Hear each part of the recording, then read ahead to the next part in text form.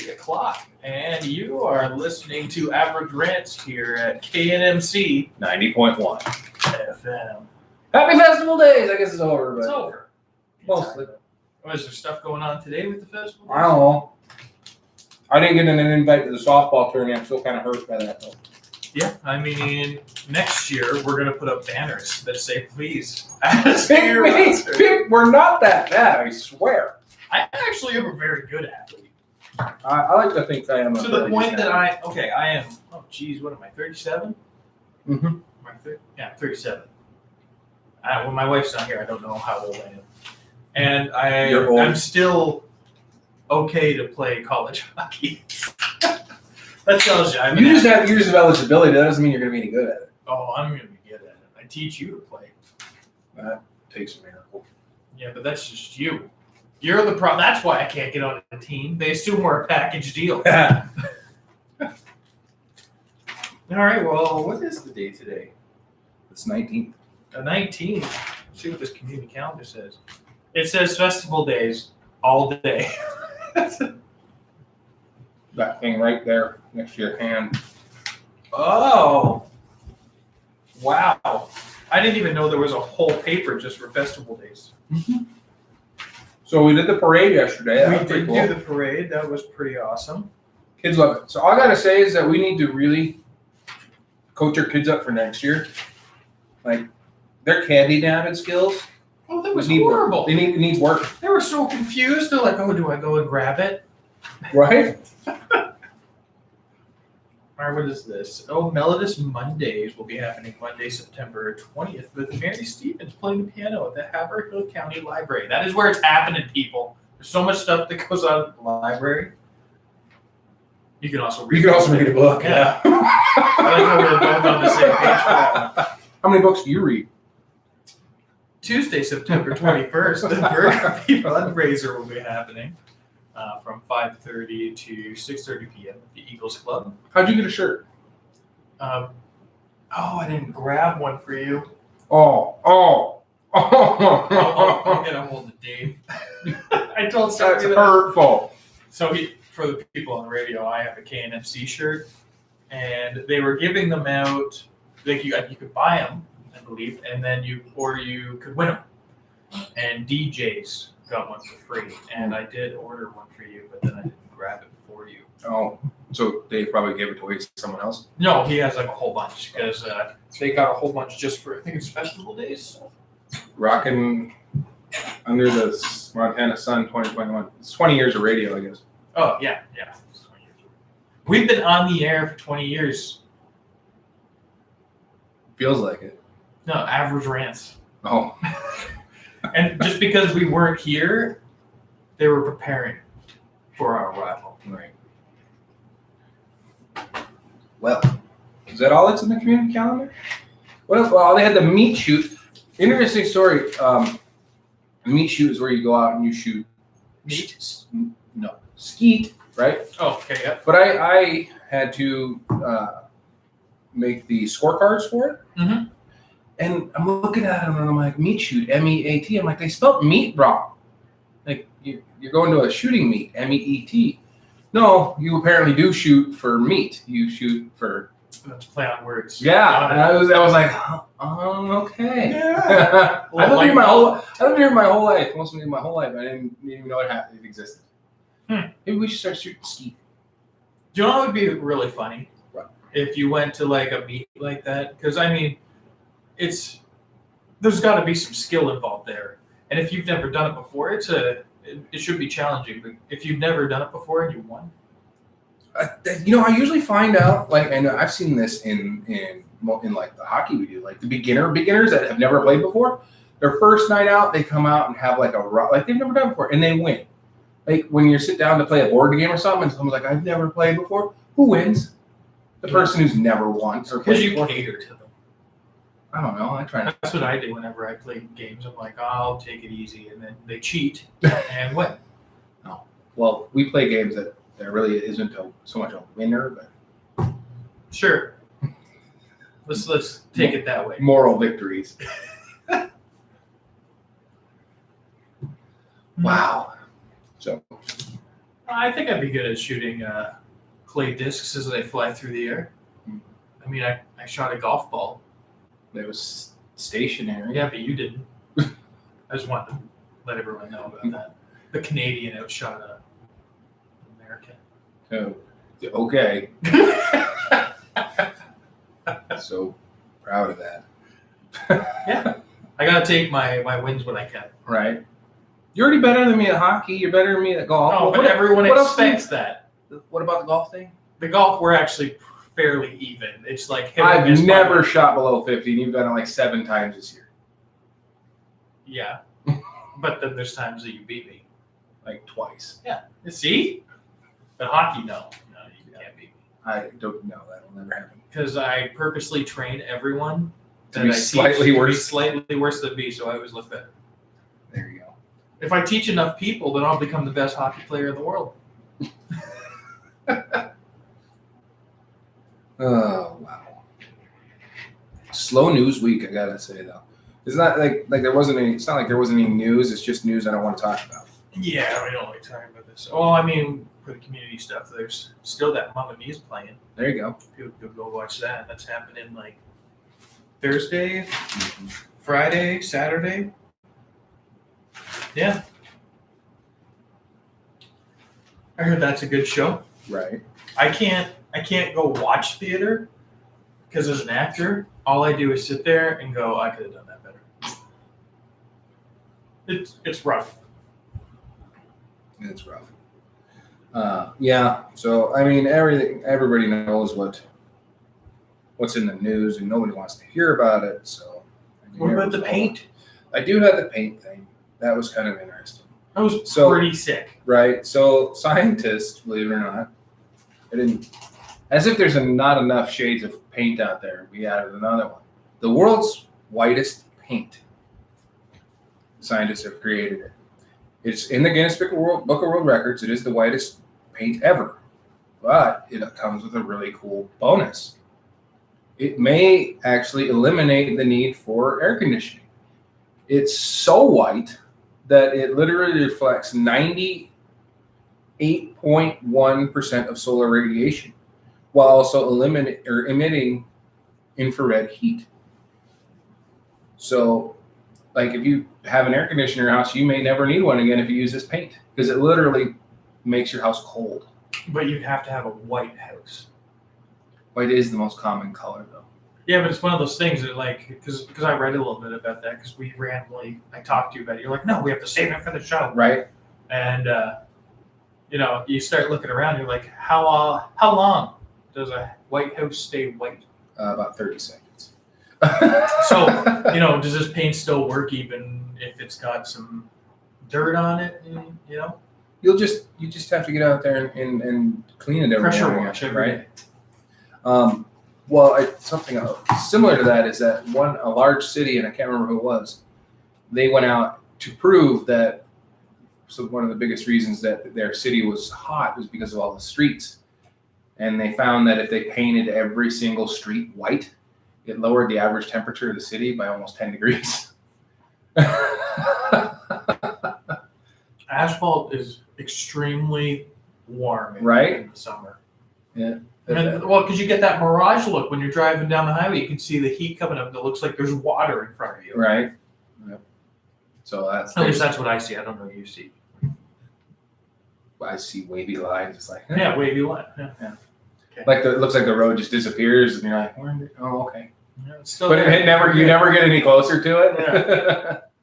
But yeah, so I mean, you can always. Then their plans are to make it available for commercial use, which is good. I think I'd paint my house white if I didn't have to pay for air conditioning ever again. Yeah, or even if it just lowered the use amount that you needed. Right. But turn my shingles white. Like, why are shingles dark colored? well, like this, this kind of brings me to like a topic kind of is, people talk about, it's like when they say save the environment and all that kind of stuff. Usually when they talk about that, if you really think about if they implemented what they're trying to do, it would save me money. Most and of the time, does. and I don't know why people aren't for it. Like solar. Well, Like, I I'd know be all for there'd be solar. I know there'd be jobs lost. But there's jobs created. But then you got to look back in the 1900s. They weren't using. They had the like phone operators, and nobody seemed to care when they got evicted, except for the person who was doing it. Exactly. Right? So, and that's who's really complaining, like the people who are doing those jobs. But they're like, well, you're going to lose all these maintenance jobs. Well, no. The one issue solar does have is it does require quite a bit of maintenance. Yeah. And I mean, it's not, if you did maintenance on one machine, you can quickly learn to do another one. Right. I would put some solar panels on top of my house in a heartbeat. The problem we have here is it snows. Yeah. So during the wintertime, not that good. I would have to climb up on my roof and clean off my solar panels. They do, so my mom lives in one in Ontario, mm-hmm. and what they do is they have them heated. So it melts. some of the solar energy goes towards the heater in the winter, and it melts the snow as it comes down. And that's just it. People don't realize it's not actually the sun that's causing it is the sun, but it's the heat that's making. So anything that causes heat can generate energy. And they've built these modern new solar panels that even while it's raining, they work, because even a droplet of rain hitting a panel creates energy, which creates heat. So your panels still store and absorb energy while it's raining. I just whenever I hear is crazy, and people are like you'll never eliminate the use of petroleum products because you still need it to oil and grease parts that move, mm-hmm. right?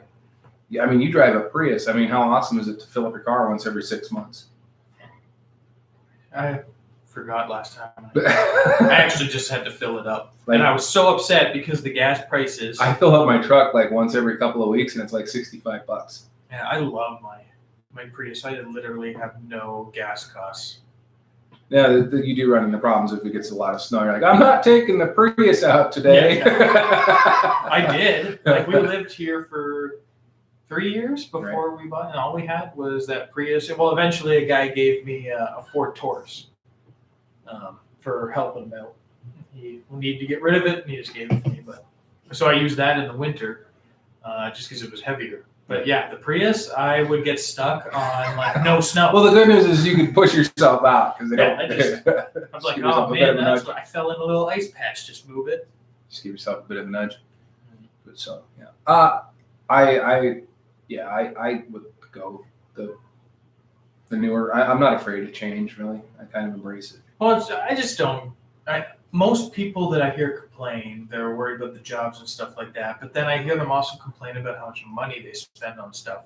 And I'm like, but if you switch to this, you're going to save money in the long run. They're even like getting more into nuclear. People are like, well, you can't be. Well, yeah, that was true like 30, 40 years ago when they were having issues. Chernobyl kind of didn't make it look good to Long Island. Yeah, and let's remind everyone that there has not been a nuclear fallout in the United States. There is actually a nuclear train that runs on nuclear power. And let's not forget, our military uses nuclear all the time. All their submarines are nuclear powered. That's why I'll never be in one. It's a submersible bomb. But I never wanted to be underwater with a bunch of. Interesting fact is the world's only nuclear powered train is in Siberia for a very specific reason. If it explodes, there's nothing in Siberia for it to like it. Can you imagine being the conductor of that place? The only guy on the train going. He's like, why am I expendable? But it's they've made it safer and safer and safer. Yeah, well, that's how things usually go. I mean, when I was a kid, you could kind of like hang yourself on a crib. No, was it the guillotine? Oh, so yeah, we went to stay with my wife's grandparents when my daughter was young, and they're like, "Don't bring a crib. We've got a crib." And Amanda's like, "I'm pretty sure they have one of those old ones that guillotines little kids." Right. So her grandpa's getting out. He's like, "No, we have the pack and play. We're just going to use that. We wanted it to be nice. We didn't want to be like, we're not going to use your child killing crazy thing." Well, yeah, you just lift up on it and it pops down. Yes, kids figured that out. Yeah. Well, it's just I don't know. Like, I find people are very. I love change. Like, there's things it's like new. I don't want my wife to change her opinion on how much she loves me. But that would be disheartening, wouldn't it? I would love for a change to happen to even like a door that makes it so it's more efficient or more. You and I we've been doing quite a bit of upgrades on our house, and you're like, You know what? I like it. Yeah. So I mean, I think technology changes are pretty good. Well, then there are those bad changes though. But like, There are. does it make your life better? Like you said, like, is it going to make it? Like, if I go from a $300 a month heating bill in the winter to a $100 bill because I decided, I'm going to try solar. Yeah, that'd be pretty sick. I might need a solar panel just for my resin printer. You can buy little solar panels, but I don't think it produces enough power to power that thing. No, it needs the way I run it. 24/7. Well, I gotta take a little break so I can catch up on painting. Which means you should stop for the next 6 months. Yeah, I've painted one. Well, technically, and printed like 50. It was one, but it had like 5 different parts.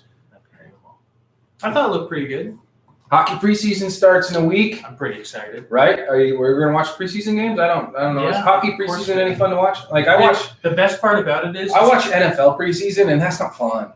So the best part about the preseason for the NHL is it's a few of the people that are on the team, Right. and the prospects from the lower divisions trying to make the few extra places. Yeah, like any other sport. Yeah, so I like it because then they also use it as a time to, because once in a while it's really funny. You'll see I'll use Toronto.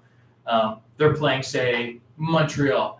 Montreal submits their roster and they're playing a bunch of kids with 2 stars. Toronto takes its top 3 lines and throws in 1 line of scrubs to see if they can make it. So it's almost like, let's just destroy these guys and have some fun. Right. Well, and I know, and this is one thing that I'm an NFL guy. The problem with the NFL and their preseason is they actually shortened their preseason to 3 weeks from 4 weeks because they were having an issue with injuries. Football is so notoriously bad. And I was watching games today. I watched 4 quarterbacks go down today. If there's one player on your team you don't want to lose or can't afford to lose, it's the guy who's going to run your team, right? How many quarterbacks are on each team? Well, you roster, your average team would probably roster around 3. But you got to remember, quarterbacks in the NFL are like goaltenders in the NHL. There's 32 great, decent goalies in the NHL. And then there's probably 4 or 5 that are world breakers, right? I still don't know why, even I can use hockey. You got Carey Price, keeping Montreal in it. Pull up one of the kids from the lower division and just make them run them. Mm-hmm. Just take them right out. That problem solved, right? Yeah. Don't run Carey Price. I like Carey Price. I don't like Montreal per se, but I do like Carey Price. But I'm biased. I'm a goal. Carey Price is pretty funny. Did you ever see him in the All-Stars? So he did at one of the All-Star games. He was doing the shootout, and he was the goalie. He turned around and took a selfie while the guy was coming down to shoot on him. Did you make the save? Yeah. Well, he didn't try to. He just somehow did it. well, and I gotta say, he's been doing that since he was 4, right? He's been playing hockey since he was 4. Yeah. That's insane. He's probably been a goalie since he was 8 or 10. Well, not like me playing since I was 4. No, he was he was a prospect. Yeah. From the beginning, right? So, but what I'm saying is since he was 8 or 10 years old, he's been in those pads. He doesn't think anymore. His body knows what to do. Yeah. So it's crazy. No, it's just I know that when I go to your place tonight, I sit down and I crack a beer. I just know. My body knows what to do. And it's Molson. Yeah. Canadian. Molson Canadian. Yeah. There's lots of Molson. Oh. There's only one Canadian. Molson Canadian. Yeah. So I'm excited about that. I did sit and watch a bunch of football today because I like football. Well, I did a lot of HTML coding today with some CSS. It's not my fault you save a week's worth of homework for one day. I just enjoy it immensely. You whined all day yesterday about having to get all this work done. It's painstaking. I still haven't done my quiz. That's due at midnight tonight? Yeah. Well, it's one of those timed ones. So as long as I just start it at 10, I'll be okay. But what else is new? Nothing really which is annoying because, like I told you, there isn't a lot. Like, there's news, but I don't want to talk about, and nobody else wants to hear it either. So, I guess I got political stuff. Political and COVID and everybody. We're not going to change anyone's mind on the radio. Which reminds me, stop posting your opinions on Facebook about political and COVID. Okay, you're not changing anyone's mind. I don't know. There's a couple posts that have changed my mind. Really? Yeah. Like the 4 words that every woman wants to hear, and then all the comments that people take. I'm like, I like those ones. Those are the keepers. So, but this has happened a lot lately, and then I found another one where, and I told you, it's never like a big renowned scientist or anybody that makes these big discoveries. It's an amateur treasure hunter discovers trove of 6th century gold. Like, a dude went to Walmart and bought a $40 metal detector and found millions of dollars worth of treasure in his yard. Like, could you imagine? Like, I'm just picturing the conversation. I'm just gonna name him Jerry. I don't know why I always think the weird guys are named Jerry, but there is a reason. Or Dave. Yeah, but it's so like Jerry goes up to his wife and be like, I'm gonna get a metal detector. She's like, you're stupid. Don't be going to do that. Don't waste your money on that. Digs up. No, why are you digging in the backyard? I found something. And all of a sudden it's a treasure trove of gold. So in Denmark, he found 22 objects. Most of them are bracelets and medallions made of gold. First time treasure hunter Ole Ginnerup. Shiz. I like how he's a treasure hunter just because he went and bought one thing at like a Walmart. Has only been out with his new detector for a few hours when he stumbled upon an astounding discovery of 1,500-year-old gold artifacts from the Iron Age. Like, come on, man. Well, like the real question I have is like, what happens? So you make this discovery, you announce it to people. And then you have people come up to you and say, you should put that in a museum. And museums don't like to pay for things. Well, they do not, but they will. Right? But you could get more money by selling it to somebody that wants it just in their house. Private collectors, yeah. So, but then think like you or I. Like you found, say, 6 of them. And they're like, I'll buy all 6 for like 100 million or something stupid. Sold. Right? But then you're like, I wanted to keep one of them. But yeah, it is. It's one of the largest and most important in Danish history. Like, he just went out. We just live in the wrong country. Like, how stoked do you get when you find a $5 bill laying on the ground? I found one golfing, remember? Yeah. That made my day. And you were whipping us in golf too that day. Like, it was just your day. That was a good day. That $5 really. I think you even got a birdie. I'm like, come on. And you found $5 laying on the ground. And it was like pristine too. Like it was like a bank had exploded and one of the bills floated over there. So he at first thought it was a can of herring, a lid to a can of herring, until he cleaned it off and realized it was gold. Can you? Like, I mean, come on. No, I just want to point out for people that might be listening and going, man, why don't we just do that in our backyard? Let's not forget. You're not going to find anything. You're not going to find gold here unless it's corn. Right. But there are theories out there that there is treasure. The troves kind of. Buried in. Not in Montana. Come on. No. Like what was here that would make it so people would hide it? Lots and lots of buffalo. Yeah. Right? So it would be more like traditional kind of things. Well, you do have, I don't know if you've ever been to it, but the buffalo jump up behind the mall.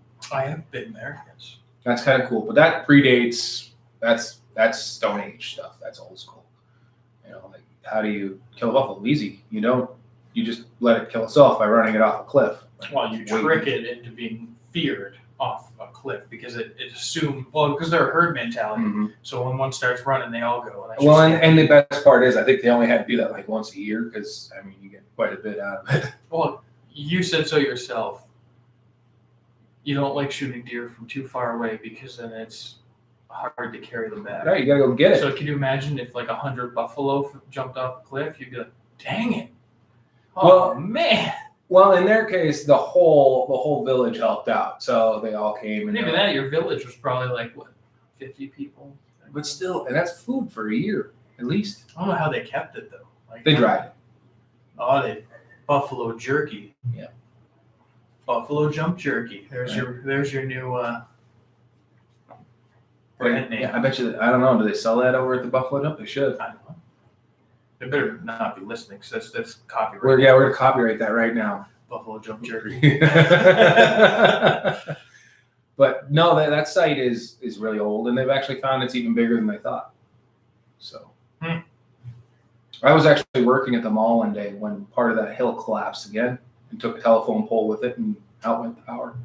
Oh. I don't know why we call them telephone poles, because they don't run telephone wire on them much anymore. No, they're electrical. It's all electrical poles.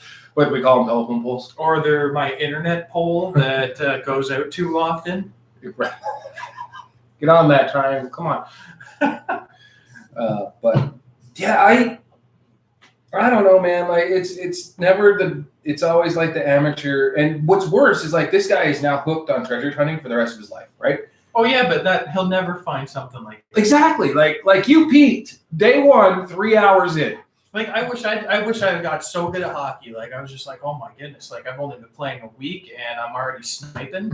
I just retired. You know, I do 1 year of the NHL and be done. That's the best part about golf. There's never anybody who picked up a golf club and was just automatically amazing at it. Yeah, probably not. Because it's such a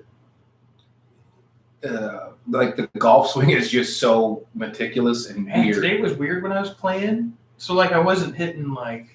Were you hitting them straight? I didn't lose a ball. That doesn't mean you were hitting them straight. But they were straight, but not where I thought they were. We didn't tell you about your amazing shot out of a tree. Oh, we didn't talk about that. My I couldn't shoot the gap. Yeah. You barely made it. But I made it. And then I made it into a bush where the ball got stuck. Stuck in a tree. What was it, like about a foot maybe off the ground? It had to be a foot to 2 feet off the ground. Like it was stuck in like a fork, 3 forks of a tree branch. And it's just cradled in there. Well, it was a tree. It was a bush. Right. It was a sage bush. I don't want them to think it was like this tree. No, it wasn't like a cottonwood, but it was a bush, you know. But it was 2 feet off the ground. And what did you say I couldn't do? Well, I said you get a free drop, is what I said. Yeah, and I said I could get it. I knew you would try. So he lines up to hit this thing, and it's dumber than it looks stupid because he's got his club 3 feet in the air. And he shoots, and he's looking to where he thinks the ball went. It went completely opposite direction. It's still, the green was so huge, you actually still managed to put it on the green. Over a tree. Over a tree. And on the green. Yeah, that's right. I had a lot of beer at that point. Yes, you did. I don't think you could have done that sober. I don't think so either. It was a pretty good shot. Now I want to go golfing again. Right. Like I think you make so many great shots out of horrible lies, but the minute you're laying in the middle of the fairway, you either top it or fairway stinks. You top it or chunk it. But you put you in a 3 feet down in a gopher hole, I can hit that. I don't know what it is. Like how many times have I went into that gully and I'm like, I got this. Right.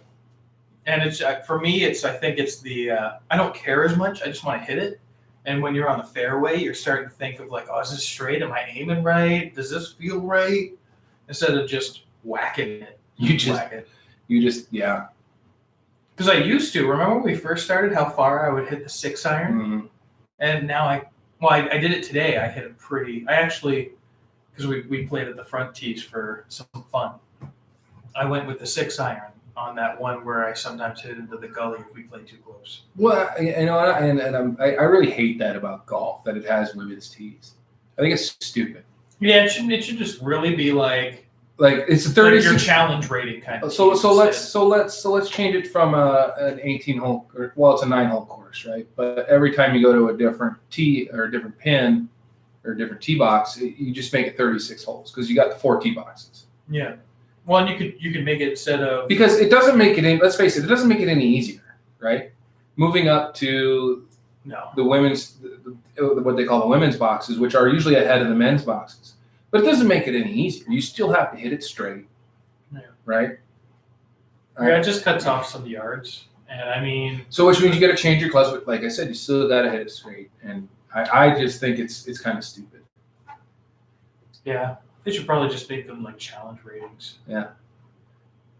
Or like it is an 18-hole course, just turn it to just instead of being two 18-hole courses, as well as 18 for the women and 18 for the men. You think about it, you get a beginner, yeah, like we were, and I mean, I remember when my first time out, we went and played some of the women's tees, and it kind of makes you feel weird, right? Because you're like, oh, everyone's gonna be looking at me because I'm using the women's tees, and then but I mean, got to feel the same for the girls. Like, I mean, Amanda has played in the. Oh, she shoots the men's tees all the time, right? And she does perfectly fine. Yeah, she's fine. And that's one thing people don't realize about the pros. Like, they do move the pins or the tees around all the time. Like in a 54-hole tournament over the weekend, or 36, whatever, however many holes they play, 54, I think, because it's 4 rounds. They move the tee boxes around, so they literally are shooting from tee boxes that are 30, 40 yards ahead of this tee. I think usually they start with the closer tees and move back as the week goes on to make the course more difficult. But still, I mean, it's still not. Yeah, and I mean, even if you're in like a tournament, if you were playing at the front ones, everybody's playing from the front ones. It's not like you got an advantage. And when we go out, it's kind of crazy. It's like we don't like, hey, you want to play from women's tees? Like, no, you want to play from yellows today? You want to play from reds, blues, whites? We don't really care. Yeah. Like let's just play from the reds today. Yeah, because today was let's play from all of the closest ones. Which is usually like, oh, you guys just went to the closest tees? Well, Scott had played in like 3 weeks to a month. But did it change your score? I got a 45 today. But you've shot a 45 from the whites before. I have, yes. So you didn't improve your game that much. No. Like over your average, it didn't. No, and for the most part, every time I was at one of them, I would look at them and be like, this isn't going to help me. Because, and here's a perfect example, every time you go to a par 3, right? Oh, man. Par 3s are brutal. Because if you don't get on a par 3, you got to rely on your chipping. Well, and the dumb thing is, if there's probably people listening that don't golf. If I swing a pitching wedge the exact same speed as I swing a 6-iron, I'm going to get more distance out of the 6-iron anyway. So when you look at it like a par 3, if you're up at the very front, it just means, hey, maybe I'm using a pitching wedge. If I'm at the very far back, I'm using a 6-iron. You hit them pretty much the exact same way. Yeah. The only difference is like one's a little closer, and, but in the reality, the speed and the power of your swing is pretty. If you did it the exact same for both, trying to hit it like full on, you're gonna get the distance you're supposed to get out of that club. It's the degree loft of the clubs and stuff. So, but yeah, I mean, that's one thing I think I would love to see eliminated from that game. Like it just bothers me. Yeah. Like, why don't we just call it the red tees or the yellow tees or the pink tees? Who cares? Yeah, it really doesn't. But I mean, golf was 100%. Oh, it was 100% the gentleman's sport. Like I told it to your wife, Mike, you realize that this is the most sexist sport ever created. Like you had to be when golf was first coming about, you had to be a gentleman, which means you had to have a ton of money. Didn't golf mean like gentlemen of something? So I have no idea if it isn't something. That might be a lookup thing. But I just know that you had to be very well off to play, and if you weren't, you weren't allowed to play.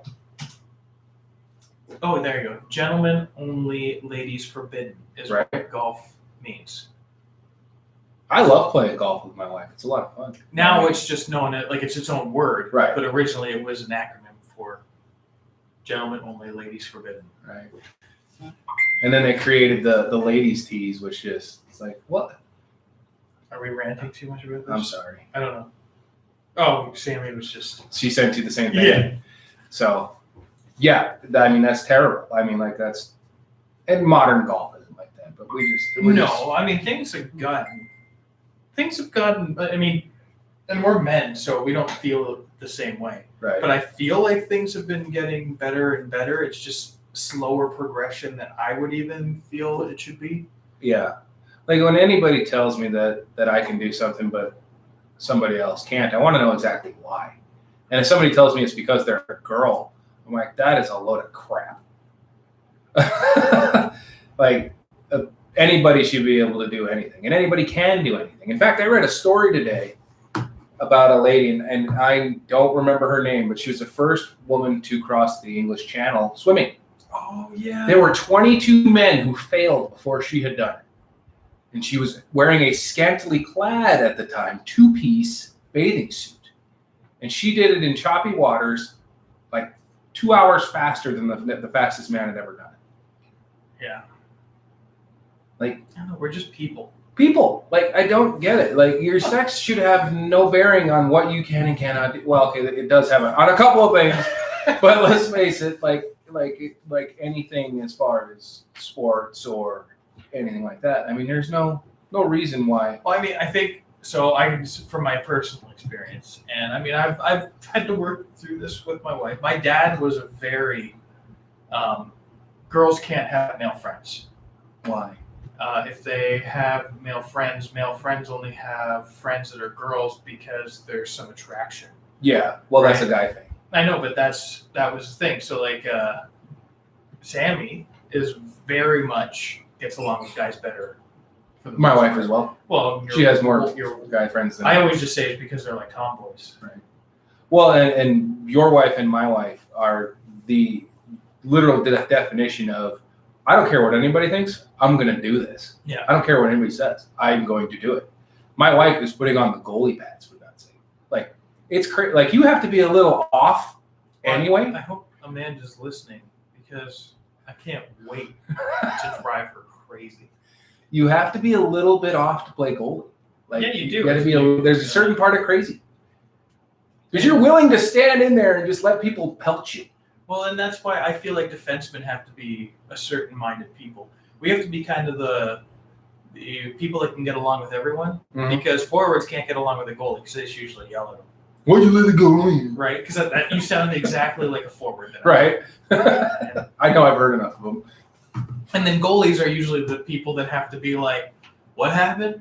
Oh, I guess they scored. Oh, our forwards are so awful. It looks like I'm going to pitch another shutout. And then you got the defensemen that are like, hey, don't worry. I'll pass the puck to you forwards. You guys go get a goal. And the goalie be like, that was my bad. It was my fault. My guess is like defensemen have to be like you almost have to be Canadian to be a defenseman, because you got to be really nice about it, because you can't be beat to either side, because you don't want to irritate either one.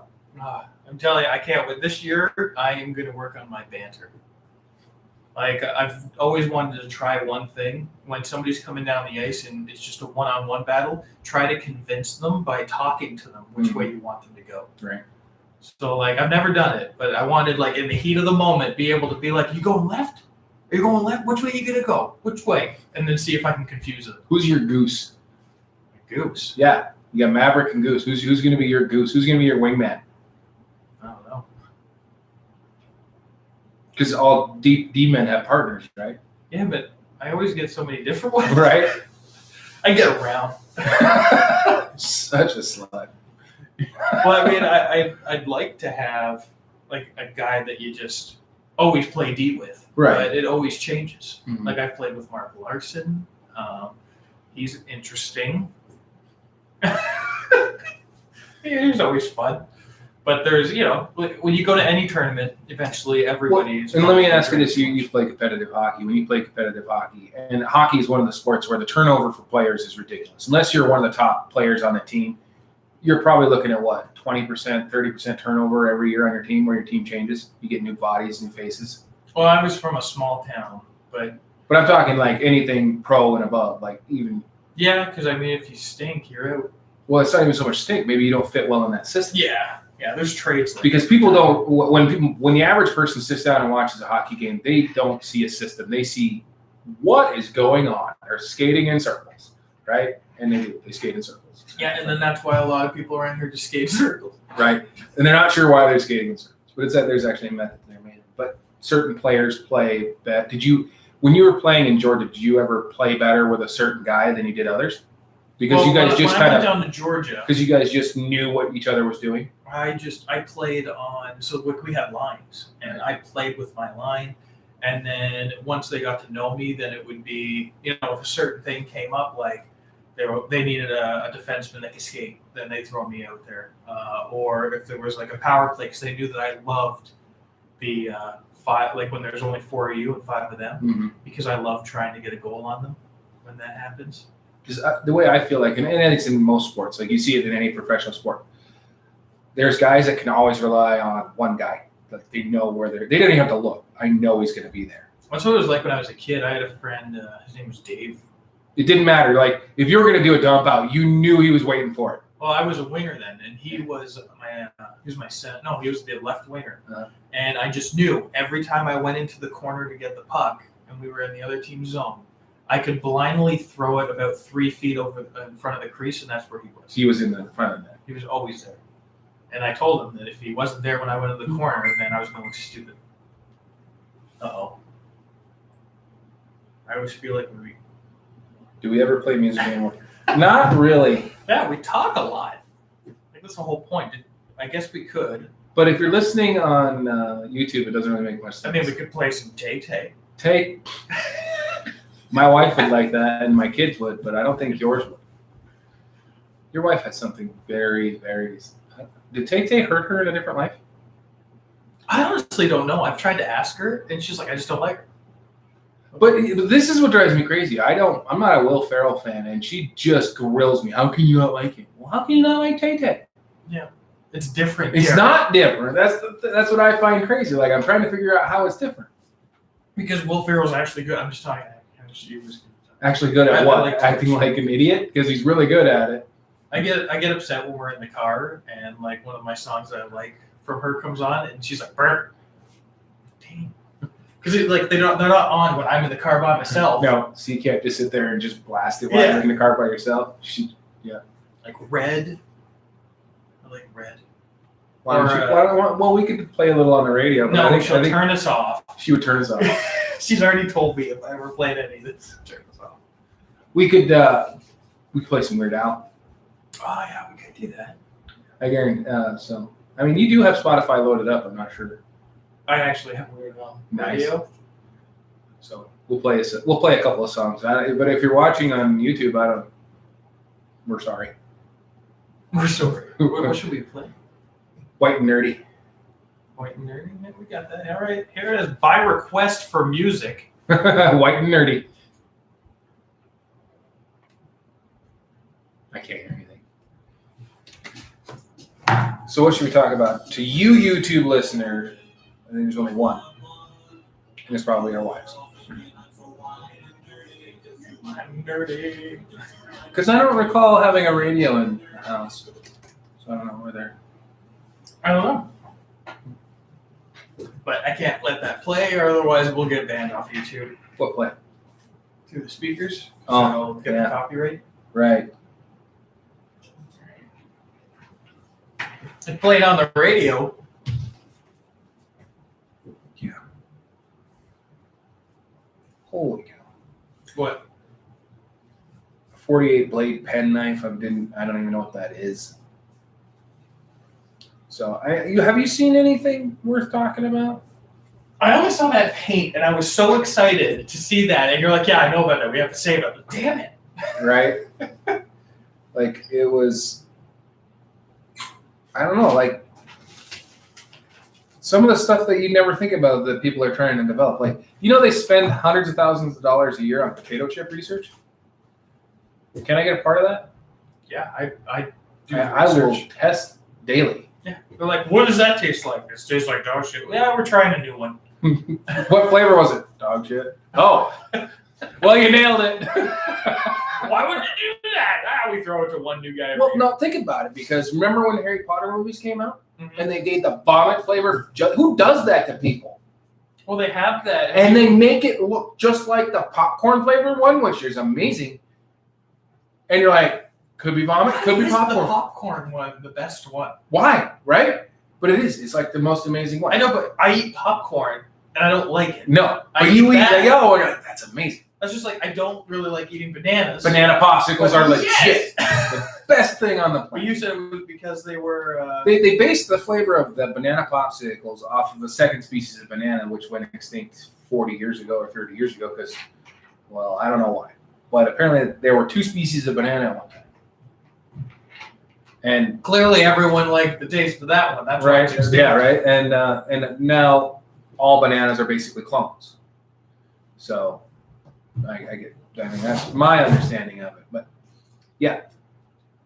I remember a couple weeks ago I talked about the they changed. They had the mashups. Like Lay's was going to do Dorito flavors and Doritos was going to do Lay's flavors. Mm-hmm. They have them in the stores here in town.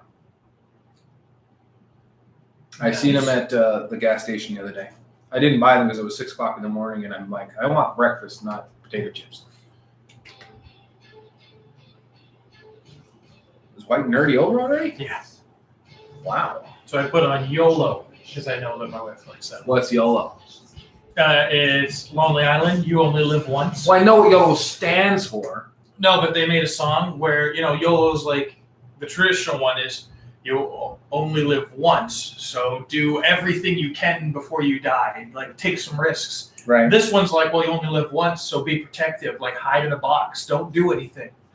So they make fun of it. It's actually pretty funny. Well, holy cow! So Sam Adams made a new beer that is so strong it's illegal in 15 states. I guarantee you, Montana isn't one of them. What's the Oh, it is one of them.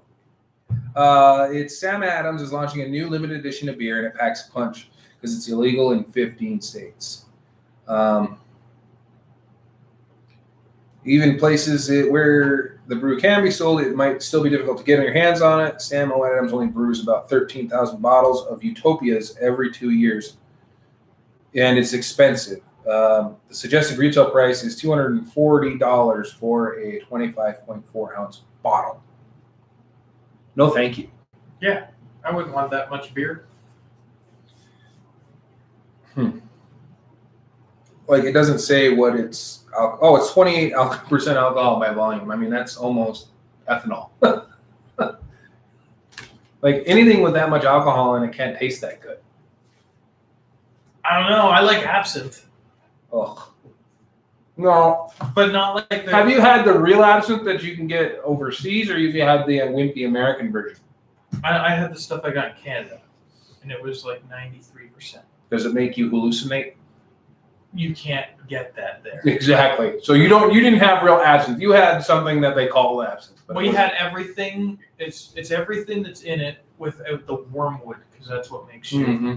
And so you can't get the wormwood stuff. I still remember that. I mean, you first get the view of that when you're watching Euro Trip, and the brother and sister start making out after they drank absinthe. Yeah. And then the whole joke, the rest of the movie is just, okay, I won't talk to you about making out with your brother. But you made out with your sister. So. Now, didn't they see the Flintstones alien in that too? Well, Flintstones didn't have an alien. Yeah, they had that the green guy, Kazoo or something. Was that in Flintstones? God, I don't remember Flintstones. Yeah, you don't remember that? I remember the green thing. I thought it was just like a fairy. Well, hold on, we're gonna go back on the air and then we'll talk about the Flintstones. We're talking about Flintstones. All right, and that was YOLO by the Lonely Island because I knew that my wife would like that. So you got 2 songs. We're done for the day. Yeah, that's it. But yeah, we were talking about the little green alien from the Flintstones. Green alien from Flintstones. What was his name again? Well, the Great Gazoo. I was close. What'd you call him? I think I was just saying Gazoo or something. Kazoo or Gazoo? Yeah. You don't remember him? He would like show up and be like, "Hi." No, I don't. But I do know that my wife has this idea of our family dressing up as the Flintstones for Halloween. And the only reason is because my son would make the perfect Bam Bam. Yeah. I was like, do you really want to give him a big I was just wooden gonna say, stick to hit like, people with? Because he will. Like one of those yellow bats. We have one, yeah, the big one. He's just going to walk around and smoke people. He is. And then the only other issue we have is in Montana. It's like in October, it could snow, and from my understanding, those costumes aren't very warm. Yeah, well, that brings up a great question. I mean, because you have a daughter, I have a daughter. Whenever I go to look at Halloween costumes in a store, why are they like lingerie for children? Right, it's getting pretty bad. Even my wife's like, these aren't Halloween costumes. These. Well, and we went down, and why are they labeled like? Because we were looking, and we're like, oh man, she could be like a vampire, and I was like, but it says boy, and you look girl vampire. It says no slutty vampire. Yeah. I'm like, this is for an 8-year-old. Like, Yeah. So we end up usually buying boy costumes, right. which, I'm going through this thing right now. We're trying to teach our daughter that there's no such thing as a boy color.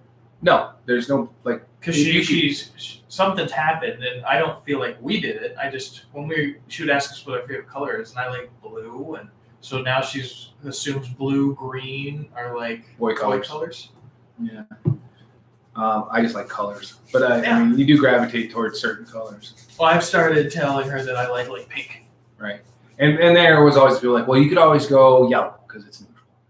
Like yellow's gross. What was it? My buddy, he showed me a picture once. He's like, "Hey, what do you think of my shirt?" And it was like pink. I wore a pink shirt, but I was like, "Oh, dude, you're wearing a pink shirt. That's kind of cool." He's like, "It's aggressive salmon." Like you get defensive about it. It's like, dude, it's a shirt. Yeah. Well, that's what he calls pink when he wears it. Now. Aggressive salmon. Aggressive salmon. Well, I know when I first started dating my wife, they had this Ford pickup, and it was pink, but her dad was adamant it was sunset red. I'm like, no, that's pink. Sunset red. It's pink. I don't know. People are just so defensive of their sexuality, I think. Like they're just scared to, like, you're questioning my femininity or my masculinity. I mean, well, you know me. Like, people can come up to me and they're like, Barry, you have some serious issues. I'm like, oh, seriously? That's okay. You bring out the gay in people. I do. I don't even know why. You and I sang Bryan Adams together in my bathroom. We did. And then you didn't even start it. I did. Yeah. But that's what I mean. Like, my wife's like, why do you bring out the gay in people? I'm like, I don't start it. It just happens and I go with it. That's why it's so real. It just happens naturally. I think I make people feel so comfortable knowing that they can just be themselves.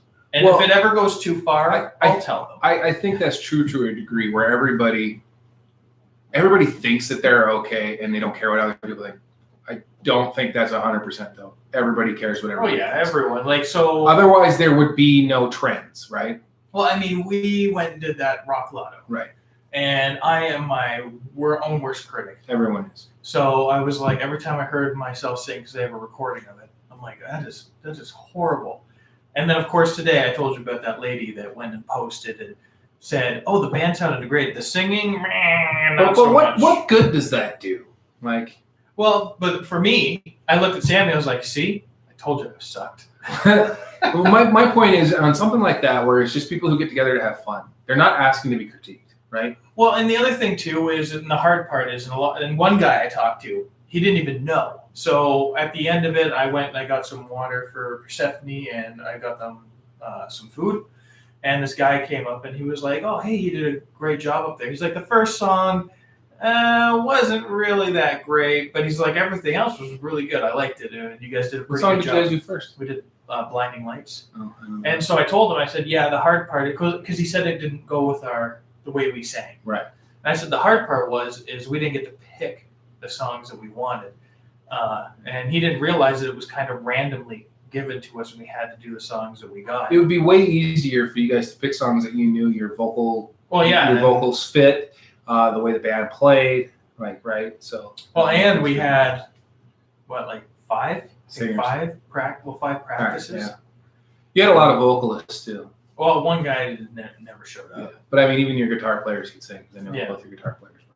Right, but then that was what makes it hard too. And then when you have somebody that says something like that, it kind of hurts. Right, yeah. It's not like you're not going on America's Got Talent. You're not going there to be critiqued. I didn't ask you to. It takes. People have, and that kind of person who does that has never done it. I guarantee you she's never got up on stage in front of you. Oh, yeah, Sammy wrote back and said, I'd like to see you try. And she was like, no, I'm bad at singing. I'm like, then how do you know what a good singer sounds like? Like you can, that's such a load of crap to me because you can be bad. I know people who are bad at singing and love to sing karaoke. Yes. Right? Like, they're not doing it because they want your approval. They're doing it because it's fun. They like to do it. I don't get up in front of singing in front of people because I don't want to and I don't like to. I mean, I'm a karaoke guy. I think you know this. You get enough beer in me, I'll start singing Bryan Adams tunes with you. Oh man, we got to figure it out. We got to get a babysitter. We're gonna go to the Tippet next time. Why the Tippet? It's the only one I know that has karaoke. All the bars in this town have karaoke. No, like half the time they don't do it. The Tippet does it every like Friday and Saturday or something. But we go there. We have a babysitter, so we're good. And you and I duet Bryan Adams. We can do it. It wouldn't be very good. Oh, it's going to be amazing. It'll be like the bathroom all over again. Like you'll even be on all your knees like you're laying tile, how you were singing it when we were in. So what I think would happen is like vocally it would sound awful, but as far as performance and charisma, phenomenal. Oh man, people would be going crazy. I mean, Sammy said that I did good on that Judas Priest song because I kind of got into it. Well, and you got lucky with that because Rob Halford's got some vocals. In that song, he doesn't really go really high, but he's pretty well known for his, he can squeal. Yeah. I did a squeal. I did the. Like, I am one of the biggest, like, I love the way Judas Priest sounds when Rob Halford doesn't sing because I'm not a huge fan of his vocals. But I do like Living After Midnight. It's a fun song. You would love my version of it then. It's a little more growly of a voice. It's, yeah. I don't want to do it on the radio. Why? You scared someone will call in? Yeah. Call in and be like, the song? That's pretty good. Singing? Not but so you much. didn't see the performance because you can't see me in the booth. Yeah. No, I have nothing but and same with people who get up for plays. Like I can never critique an actor. Like I can leave the play with my wife that we went to and go, I didn't really care for it. I didn't think that person did act. But I would never get up in their face or post publicly. Well, your acting was a little slow. You were off here. You missed your keys. Because I don't do it, so I have no right whatsoever to do this. I can say this is because you hit one of my good points. I still would be a professional actor, and when I get the chance to do it again, I'm going to. Oh, okay.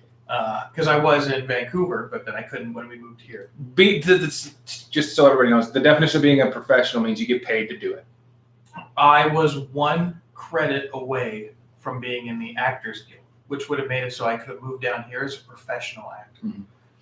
And because that's the only thing that's the one thing that separates an amateur hockey player from a professional hockey player is they have been paid. It could be $1. It doesn't matter. You have been more than $1. You've been paid. You've been written a check to play for a team. I've been paid many times to act, and when I go, and this is was it more than $1? Yes, I got paid. The biggest one I had was $450 a day, right? And sometimes that was only for an hour of work. So, well, but that's people like all actors make millions and millions. Their schedules suck. Oh my God, yeah. Like there are some guys like if all the Marvel fans out there, look at those guys who are in makeup. Those guys sit in makeup for 10 hours before their day starts. So they walk into the makeup room at like 2 a.m. Like we'll just use Dave Bautista because he plays one of my favorite characters in the Guardians of the Galaxy, right? He's the crazy dude with bald, and he's dry, but he's so funny. Drax. But he had to sit in makeup because they had to put all those fancy tattoos, and they have to get them the exact same every time. Mm-hmm. So he's going to sit in makeup for like 12 hours before he even gets to go on set. And then he's got to go out and act. That's insane. Well, I know I had, and I got a prosthetic neck. And they say that you sleep while they're putting it on. I imagine he does, and eventually you get used to it enough where you just doze off. But you're still. Yeah, so for mine, I remember they're like, hey, can you meet up with the prosthetics guy at 6 a.m? Oh, is this your trauma life in the ER? So I met up with him. They did a cast, and that was the day before. So they did the cast of my neck, and that had to sit on me for an hour. And then once that was done, they could use that, and I went out. And then the next day, I had to meet them at around 7. Then they tried it on. Then they glued it on me, got it all on, and they're like, okay, don't move. Like, what? They're like, yeah, you can't move. It'll pop the seams. So then I had to walk without bending, and like they put this jacket on me to try to hold it on, and then I had to get into a car. You try getting into a car when you can't move your upper torso. Yeah. And like I would start moving, and the guy'd be like, no, watch, and he would like stop me and help me move. And then I had to go lay in a bed for 12 hours. And I know people are like, you got to lay in a bed for 12. No, that's I got to lay in a bed 12 hours with my boxers, and they put fake blood up through like a tube in it, and it came out and what happens if you have to pee? Well, I just didn't. I held it. Dumb and Dumber right there. Just go, man. Well, it was funny, right? Because they're doing that, and then they would get it going, and then they could clean it up after, but it still kept pooling the fake blood around me, and then they would just put blankets over it. So I was sitting in liquid fake blood for at least, I'd say, about 4 or 5 hours. Gross. I was stained red for a while, and I still remember at lunch, they're like, all right, we're going to break for lunch, and everyone left. What am I supposed to do, guys? Everyone left. I'm laying in this bed, and I'm still at like the pool. It was there maybe an hour at that point. And this girl comes over. She's like, what would you like? I'm like, I'd like to converse with people. That would be nice. She's like, well, I could go ask. So they went. She goes and she asked. They're like, yeah. And then they put that jacket on me again, help me stay up. And then I went out there, and the worst feeling though for me was there was crew members, because they had so they always let the actors go first for like a food truck, and then the crew members get to get their food. So I came late, and they literally went, all right, every one of you guys go and sit down. He's got to get his food. And I was like, no, it's okay. It's okay. You guys can, because you get the. You were getting the actor treatment. Yeah, and I didn't like that. So I always told Sammy, because she was in extra work, and she said that whenever she did that extra work, you could see how the actors got treated, because they'd have a food table for the actors, but then they'd have a crappier food table for. Well, which is kind of crazy, because like if you watch a lot of movies, I mean, extras are everything. I mean, you need them. Mm-hmm. I always told her what I would do is if I was like getting up there, not like famous, but if I was getting up there where I was getting some good roles, I'd sneak into the tent that had all the extras and hang out with them. Breaks. And then well, when you're the big dog on campus, you can pretty much do whatever you want. Yeah. Right. I just thought it'd always be nice, It's the kind of stuff I always wanted to do if I made it big. And I mean, to me, my goal with acting was never to be, hey, that's Barry Brownlee, or that's Roy Brownlee. It was, hey, I know that guy from somewhere. You would definitely be that actor that nobody could ever remember his name, but they remember what you were in. You were that one guy in that movie. Yeah, who was that? I gotta look him up. I gotta look it up. And yet they'd still never remember you. You have to look you up every time. Yeah. It's kind of like he played Hellboy, Ron Perlman. I love Ron Perlman, but the average person's like, who's that guy? I'm like, he's in so much good stuff, but he dies all the time. Like in every movie he's ever been in, except for like 5, he dies. Mm-hmm. And it's always like a really, really epic death too. You're like, wow. In the Blade 2, he gets cut in half. Not horizontally, he gets cut in half vertically. And you're like, huh. He gets eaten in Pacific Rim. If I was gonna go, cut in half is one of those good ways. Because you're just like, because you'd be alive for a little bit. And be like, well. It's kind of the look he had, and then he just kind of peeled apart. But he was a vampire, so I mean, at that point. Yeah. But I enjoy that. Yeah, acting is something that I never thought I would try. I don't think I'll ever try. I love it. And it's, the thing I like about it is it's the uncertainty. Mm-hmm. And people are always like, and I've told new actors when I'm trying to help them, when it's like, oh, it's my first show and I'm so nervous. I'm like, good. The day that you're not nervous is the day you don't enjoy it anymore. From my understanding is that almost all actors, it doesn't matter if you're acting in like college plays or you're acting in big budget films, everybody's nervous all the time. Like they get the butterflies. Yeah, I love it. I feed off of it. Right. And it's like as soon as you go out, so if every show I've been in, you walk out. It's kind of like an adrenaline junkie, right? Yeah, you like walk out and you're like, oh no, oh no, oh no. First line comes out, everything's gone, and you're all of a sudden just doing the scene, and half the time I forget that there's an audience. Right. Well, and this is different, but like every weekend when I run a game, I'm nervous when I start. Even ours? Yeah. Good. You better be. Because I don't want it to suck, right? You guys keep coming back, which either means you have nothing else to do on Saturdays, or you're actually having a good time. Well, we have like they're going to be mad at me. We have a secret chat. Oh, do you? Yeah, and we try to get back and forth to see how we can screw you up.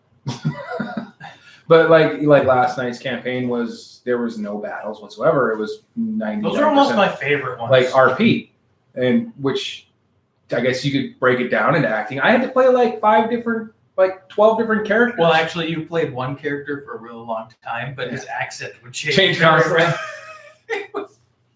But yeah. But to me, I don't like. I know we're kind of murder hobos in it, but I like that if we can role play into something, we will attempt. Like the minute the role playing starts getting hard, you're like, I'll just stab him. Well, the thing that I find difficult is like I'll use the example of that one that I was trying to do, where we went into the tunnel, and then those elves were like, "What are you doing here?" And I just slapped them with the gauntlet, and they're like, "Oh yes, you belong here." And I was like, this is how it's going to be. And then I kept going, and as questions kept happening, and more questions kept happening, I'm like, "Why aren't you guys helping me?" How dare you? Yeah. Speak to him in this way. Yeah. That was my adrenaline. My adrenaline kicked in for that one. I was just like, I just slap him. But I mean, everything that we do there is improv. Like I don't have a script written in front of me, so I have to think of things right off the top of my head. And I'm like, yeah, all you've got, because I mean, I've looked at like adventures and stuff. They give you a general definition of what they will try to say if certain things are said, and a little blurb about who the person is. But then, how many times have you had to play a character because we're like, yeah, we're gonna go into that building, and you're like, dang it, there's no one in there. There's nobody in here. Well, we're gonna camp. Let's make it our house. But a guy lives here. Yeah, I don't know where he is. Right. This is the way you're supposed to go. So we're going this way. Yeah, Thanks, guys.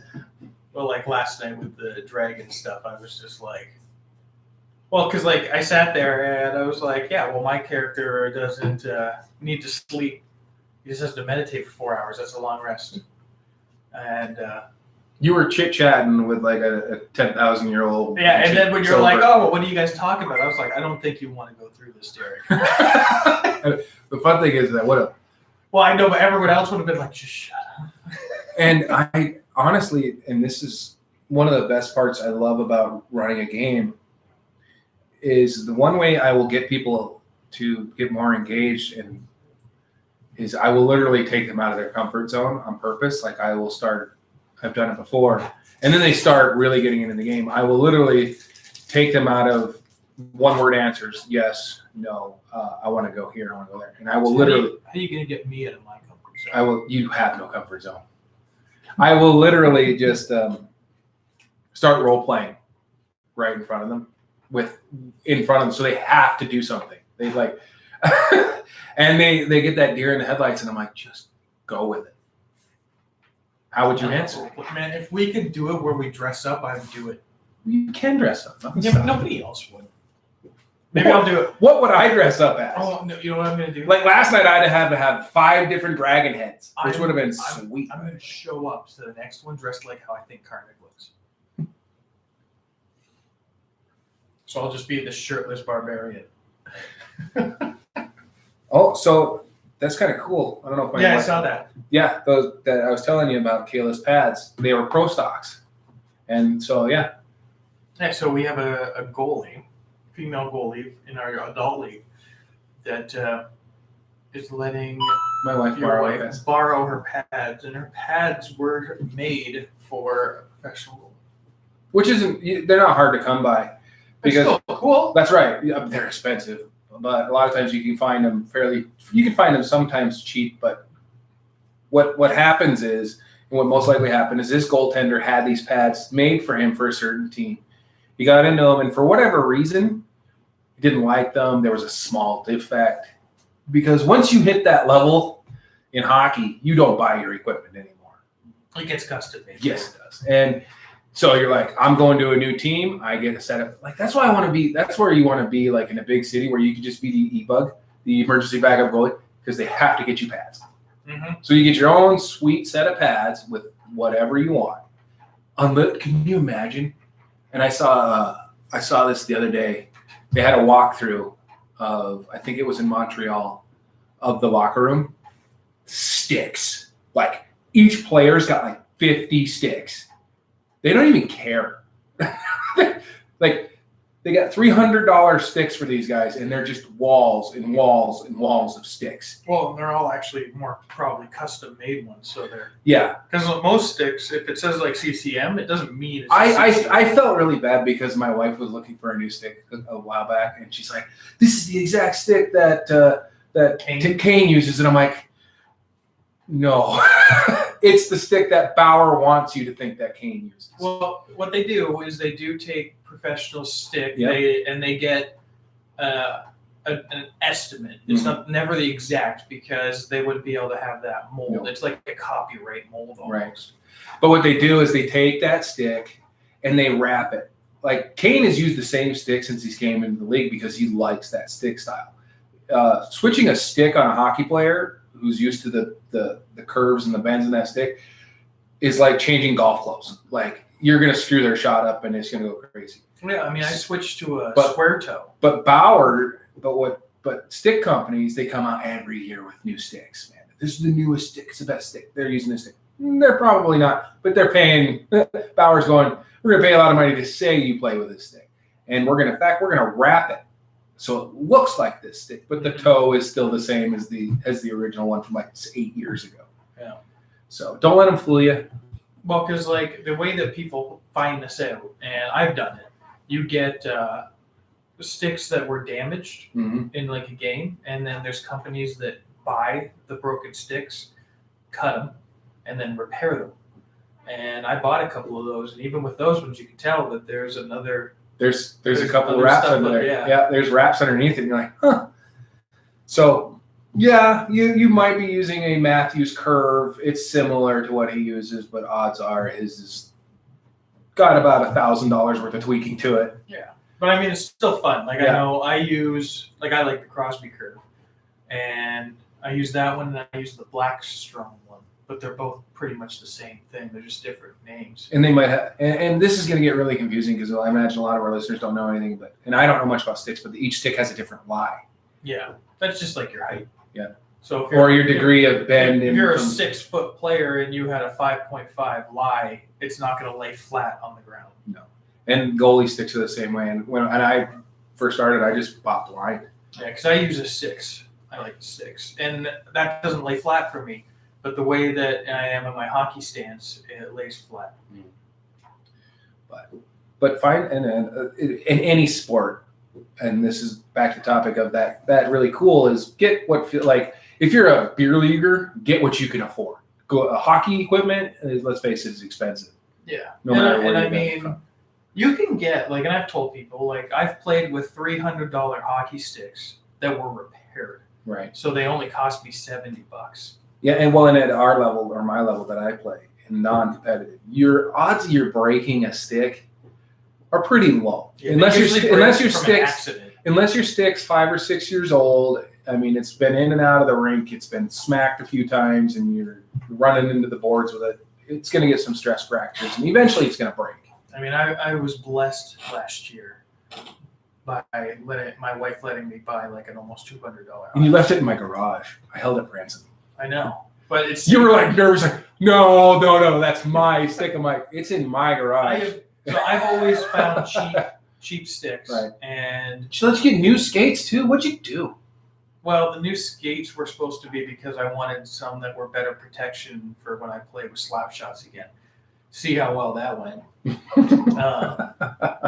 But I was probably due. I'd had those skates for 11 years. Yeah. And well, here's the best part about my level of hockey. Like if you buy pads and stuff to play hockey at our league, you're never gonna have to buy pads again, most likely. Yeah. I mean, I didn't really need to buy new skates, and I was gonna sell them, but then I was just thinking about it, and I was like, why? What if something happens to these? Now I have a backup. Or if another adult wants to borrow some nice skates, I have an extra pair. Right. Because I just feel like, I mean, it's nothing against the hockey rink there, but I feel like if I put nice things up there, someone's just going to take them rather than leave them there for when people need them. So. Yeah. But I was looking at pro stock pads, but I'm cheap and I can't afford them. Yeah, well, don't worry about it. Just be really, really nice to a special someone. That's right. No. And I talked to her about this yesterday or the day before. If there's anybody in this house who's getting new goalie pads, she looks right at me and goes, "It's me." That's horrible. I didn't argue the point, though. I'm like, touche. So, which would be really interesting because that would mean I play goalie, my daughter plays goalie, and now my wife is going to play goalie. And my son, well, let's face it, God, I hope he doesn't play goalie because he would be the goalie that slams his head off the crossbar, I think. Yeah. But he'd dent the crossbar. We need to replace the goal again. Kingston's broken the bar. That's my biggest fear, though. Like, because if anybody's going to break a stick, it's going to be me taking a puck off of the upper part of my stick. I for some reason have this weird knack for deflecting pucks with that part of the stick. Like I don't do it on purpose. There's no way I could do it on purpose. Mm-hmm. But at least once or twice a game, I take one or two off the top shaft of my stick. You know, it was kind of funny the other day when we were watching Kingston. Well, you were at the vet there. We're sitting there waiting for the bus, and he's just standing there, and he had this just kind of dopey stance, and he was just standing there not doing anything. You know the wheels are turning though. Well, I told Sammy, I was like, you know what I think he's gonna be? He's gonna be that really, really big, quiet guy that everyone is like, what is he doing? And then as soon as they say his name, he's gonna slowly look at them, and they're gonna be like, oh no, it's time to get out of here. Amanda, you should know better. The minute you give us a topic that involves hockey, we're going to talk about it for a while. Yeah, like what was she thinking? That's on you. That was 100% her fault. We were fine until you said us that. Yeah, we were talking about like D&D and stuff. But no. So and I think we're going to have a really cool when this comes to happen, because this is going to happen. My wife is going to play goalie this year. We're going to have the coolest family photo ever. Oh, that'd be so cool, yeah. Like all of us with our I can tell you one thing. Gear on. I can teach Amanda how to control any anger she might have, because I will put them in all day until she's so used to it. If there's anybody who can bring out the anger in somebody, it's you. You know what's going to happen, though? And I can already see it. Like, I'll score. She'll be like, yeah, I know. And then I'll score. And she'll be like, yeah, of course, you're way better than me. Okay? She'll save one and be like, you suck. But that's the mentality you have to have as a goalie, right? Like that's the hardest part. So for anyone out there who thinks they want to try a goalie, if you don't like it when the other team scores, don't play goalie. Because I'm not going to be. They're going to score. I'm past being nice to you in games now. Oh, I know. You irritate me on purpose just so I start playing better. Yeah, but that's when I'm on a team. When I'm against you, I'm not going to be nice anymore. You're not nice to me anyway. Yeah, but I sometimes make it so I take the shots that I'm like, he might get this one. I'm going to purposely make it so that everyone I do is as hard as I can do it. Oh, okay. Because that's how you're going to get better now. Right. And every time it goes in, I'm going to explain in detail how that happens. I'm just going to look at you and go, goalie, 2 years, hockey player, 38 years. You should win this battle. Yeah. Every time. Yeah, but then you'll say that forever. You could be like, I am going to say it forever. Goalie, 28 years. You're like 80 years. Dude, if I am playing goalie by the time I'm 65, that's going to be ridiculous. We're playing hockey until we die now. No, goalie. I mean, I could play hockey. No, you have to play goalie. That's what you do. I don't think I'll be able to butterfly, though. You don't need to butterfly. You just got to get in the way. which I don't do very well at this point. I hope I play that long. Well, I mean, I played on a geriatric team, so. Well, no, we went to the championship. No, we've got some guys they're Jerry's 50, way older than us that play, and there is no age limit for this game. That's the best part. Mm-hmm. And there's levels to accommodate. So I mean, if you're like me, where you play really high for most, like I've played most of my life in competitive hockey, and then if I was to get injured, I could easily just jump into like a beginner thing. Mm-hmm. So, just trying to find out like something else to talk about other than hockey. Well, this is what happens when she brought it up. I know. And I mean, our listeners could go to Facebook and find Average Rants or even KNMC, because I have access to the KNMC Facebook. Do you? I do. It's the perks of being me. So I'm going to get away from hockey, but we're probably going to jump back into it a bit. But this is what bothers me about, and I'm an avid sports fan, right? There's a rookie quarterback playing for the New York Jets this year. He was really good during the preseason, but you and I both talked about preseason, right? Mm-hmm. It's your up-and-comers that are trying to make the team. Odds are they're probably not going to make it. But Zach Wilson is his name. He had a horrible day. It's his second professional game of his career. He had a horrible day. I mean, he threw more interceptions than he did completions, I think. Like, it was pretty bad. But there are fans who are threatening him and his mom because how bad he played. My goodness. Like, this drives me crazy. And it's like, and we see it at all levels of sports. Like, it's easy to do from the sideline. Yeah. Like, I could sit there and criticize all day long from the sideline, and I do from my chair. Like, my favorite team, you know this better than anybody. You're a Toronto fan.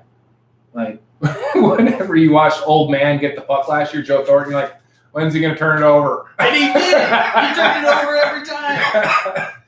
But you would never go online and threaten him or his family because this is ridiculous.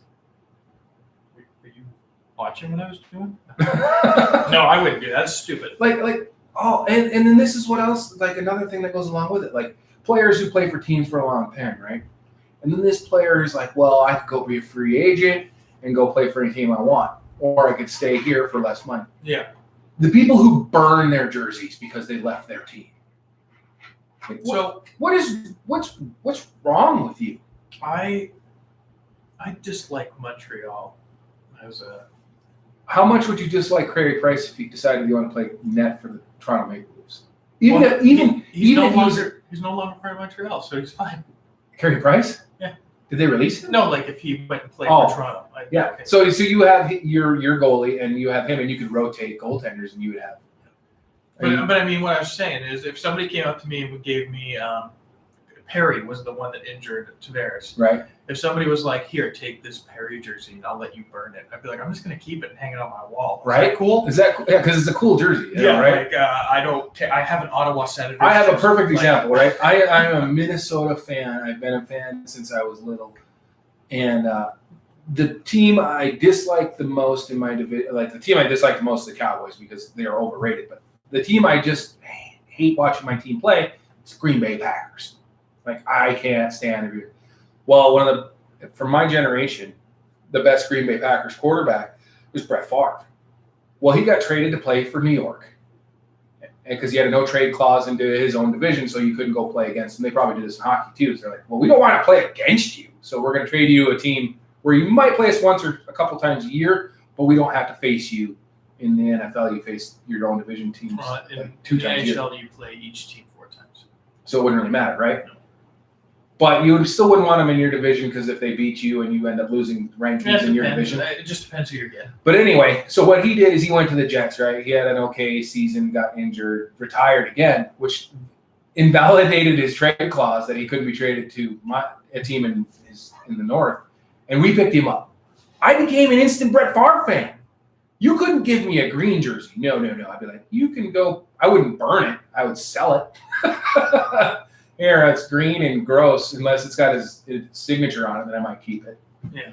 But I became an instant Brett Favre fan the minute he started playing for my team. I just like. And then he lost the. I'm championship hoping game. that by the time that I am like out the door, that I have a treasure trove of hockey memorabilia to give my kids. And I say kids because I'm hoping that that's going to be the thing that happens. So far, you've got one. We've got one, and I mean, I talked to her that if we get to 40 and we haven't had another one, then we're going to adopt. Because adoption is a weird subject kind of for me, where I don't always want to, like, I like it, but I prefer to have my own. But there's also so many kids that need a home. So, and I don't like the thought of like kids that don't have a Christmas with a family or have the option of that. There's some kids that just have misfortune happen. What I really need to do is I need to invest in a cool goaltender jersey. I just have my basic. Let me just go on here. Well, I've never bought one. I just have my basic practice jerseys that I've always worn. But the thing with my with jersey for me is it's instantly going to become just covered in puck marks. Yeah, that's why you don't buy a light color. You buy a dark color. Dark, right? And I have the perfect one. Do you? You think I should go? You think I should go get myself a Kraken one? I do. I do. I think they have one of the coolest logos in the NHL. I do think that you should get a Kraken one because Sammy and I have one. They do. They have one of the coolest logos, I think. Like, there's so much to that logo. It looks really basic when you look at it. But it's like an eye. But you look. Yeah, the more you look at it, the more like you can see the tentacles, like the tentacle and the S and the eye, and you're just like, oh, that is kind of cool. Like, look at that for an actual. But that's like and here's the thing where NHL has everybody else kind of pigeonholed because the NHL doesn't allow anybody else to make jerseys but NHL approved apparel. There's other ways to get There are, and they get closed like 2 weeks after they show up in business. I got it. And you had to fix them because they didn't fit right? So now, in order for me to get a goal cut jersey, I'm looking at $150, maybe $200 because it's going to be NHL legit jersey, right? Well, you have to watch what you buy, right? Because these are going to be like jerseys that would be. So this would be like having a sweater, but it's a jersey. So that wouldn't fit over even my equipment. This one's going to be a little bit more like a jersey. You'd have to get the actual legit playing jerseys, which is weird. Why is it cheaper to get the actual play jersey than it is? Because these are designed to try to keep you warm. These are just there to be a jersey. Yeah. Well, I don't mean to keep me warm. Unlike the women cut. What? Why? Oh, that's so they wear without pads. Oh no, it's for the hips. Stupid. It's trying to make them look good, right? Like a jersey's a jersey. I'm not gonna lie. Oh, I love my wife in a jersey. I don't know what it is, but when my wife puts on a jersey, I'm like, okay. I went and when my wife and I were like dating and stuff, and I think we were engaged at the time, and I never bought her clothes. I went to I was walking through this mall, and I looked, and I was like, "Did you buy your wife clothes?" I was like, "Oh my god, she would look so good in that." So what I did was I called her, and I'm like, "Hey, just wondering here, if someone was to buy you something that you could wear." Like my mom was wondering what size you were. No, I told her straight up. If somebody was trying to get you something you could wear, maybe birthday's coming up or something, what would a t-shirt size be? And then she told me, and I said, what about like a button shirt? And like pants? And she's like, well, and she went through all the things. I was like, okay, like jeans? And she told me all this stuff. I made it so that she had this outfit that was literally like what you would describe as a cowgirl. And I loved it. And she wore that. She still wears it randomly. And I'm like, yes. You know what's really crazy to me? How come girls look so good in guys' clothes? I don't know. Well, especially when it's your own. Right? You're like, I love that shirt, but I don't want it back anymore. So she would, when she goes to her conferences, because she always wears like a t-shirt when she's going to sleep, she'll take one of mine. And I like that. And it's like, my T-shirt to her is a blanket. So Like girls in ball caps. Like it's ridiculous. I don't get it. Like, I've never been a big fan of like the girls wearing like skirts and. I'm all for it. You know, if you like it, wear it and you're comfortable wearing it. I would never say otherwise. But there's just something like, what is it like? Because no guy could put on girls' clothes and look good. It just doesn't happen. I don't know. You want to try that? No, because girls' clothes just look uncomfortable. It does look uncomfortable Because they're cut to make, and I hate it. Like it's like why? Oh, they're cut to conform to. They're like we need to enhance beauty. I'm like, but they're already beautiful. I mean, like, you're wearing my T-shirt, and holy cow! Yeah, And the only thing my shirts accentuate on me is my gut. I've heard it explained that girls don't dress the way they do to impress men. They do it to impress other girls. It's like a competitive thing sometimes. Really? I think. You and I won't even swap shirts I don't want your sweaty, gross shirt. unless I've never worn it. Yeah, if you didn't wear it, then you just know it wouldn't fit. That's fine. Like, yeah, I've never worn this. I just know it don't fit. You want it? Oh, dude. But if I put it on even once, yeah, I'd be like, did you try it on? You're like, yeah, I tried it on. I'd be like, nah, I'm good. Well, I don't know if we're saying the wrong thing or not. Sometimes I forget that they're listening. Yeah. But, yeah, I think it's like my wife has like a bunch of jerseys and she looks good in every single one of them. Me, I just look pudgy.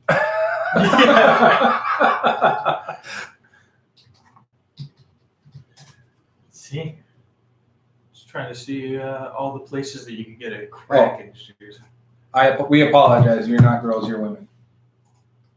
Ladies, people, you're people. You people. We're people too. Not you people. You don't say that. I said your people too. Oh.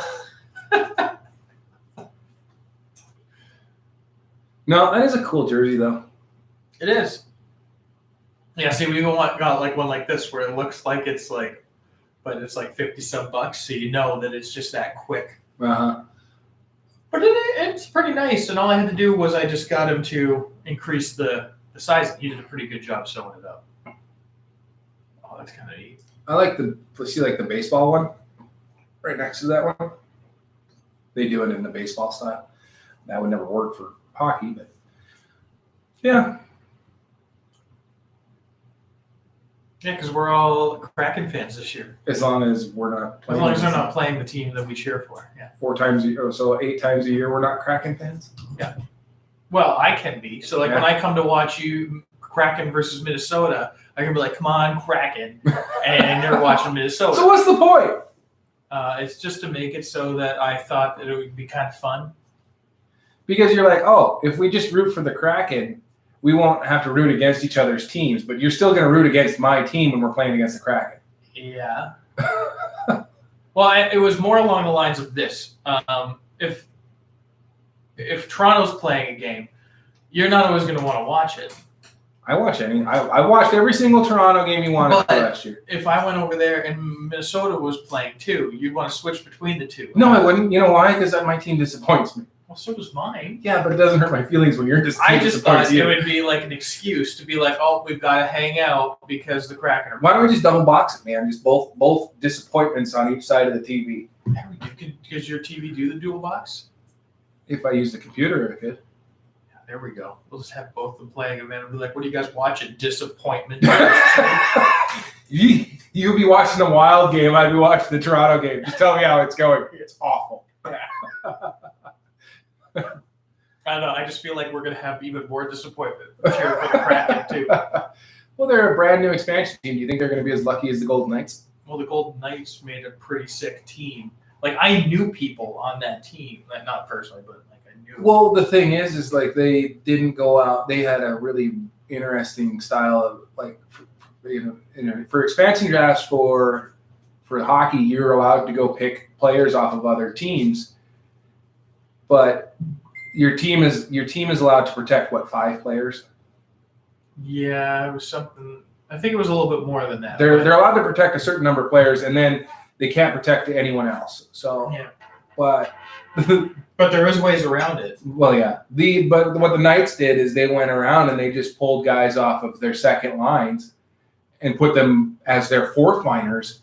So when you're playing another team's fourth line, you're technically playing a second line versus a fourth line instead of a fourth line versus a fourth line. Yeah, they basically had like a whole bunch of Second liners.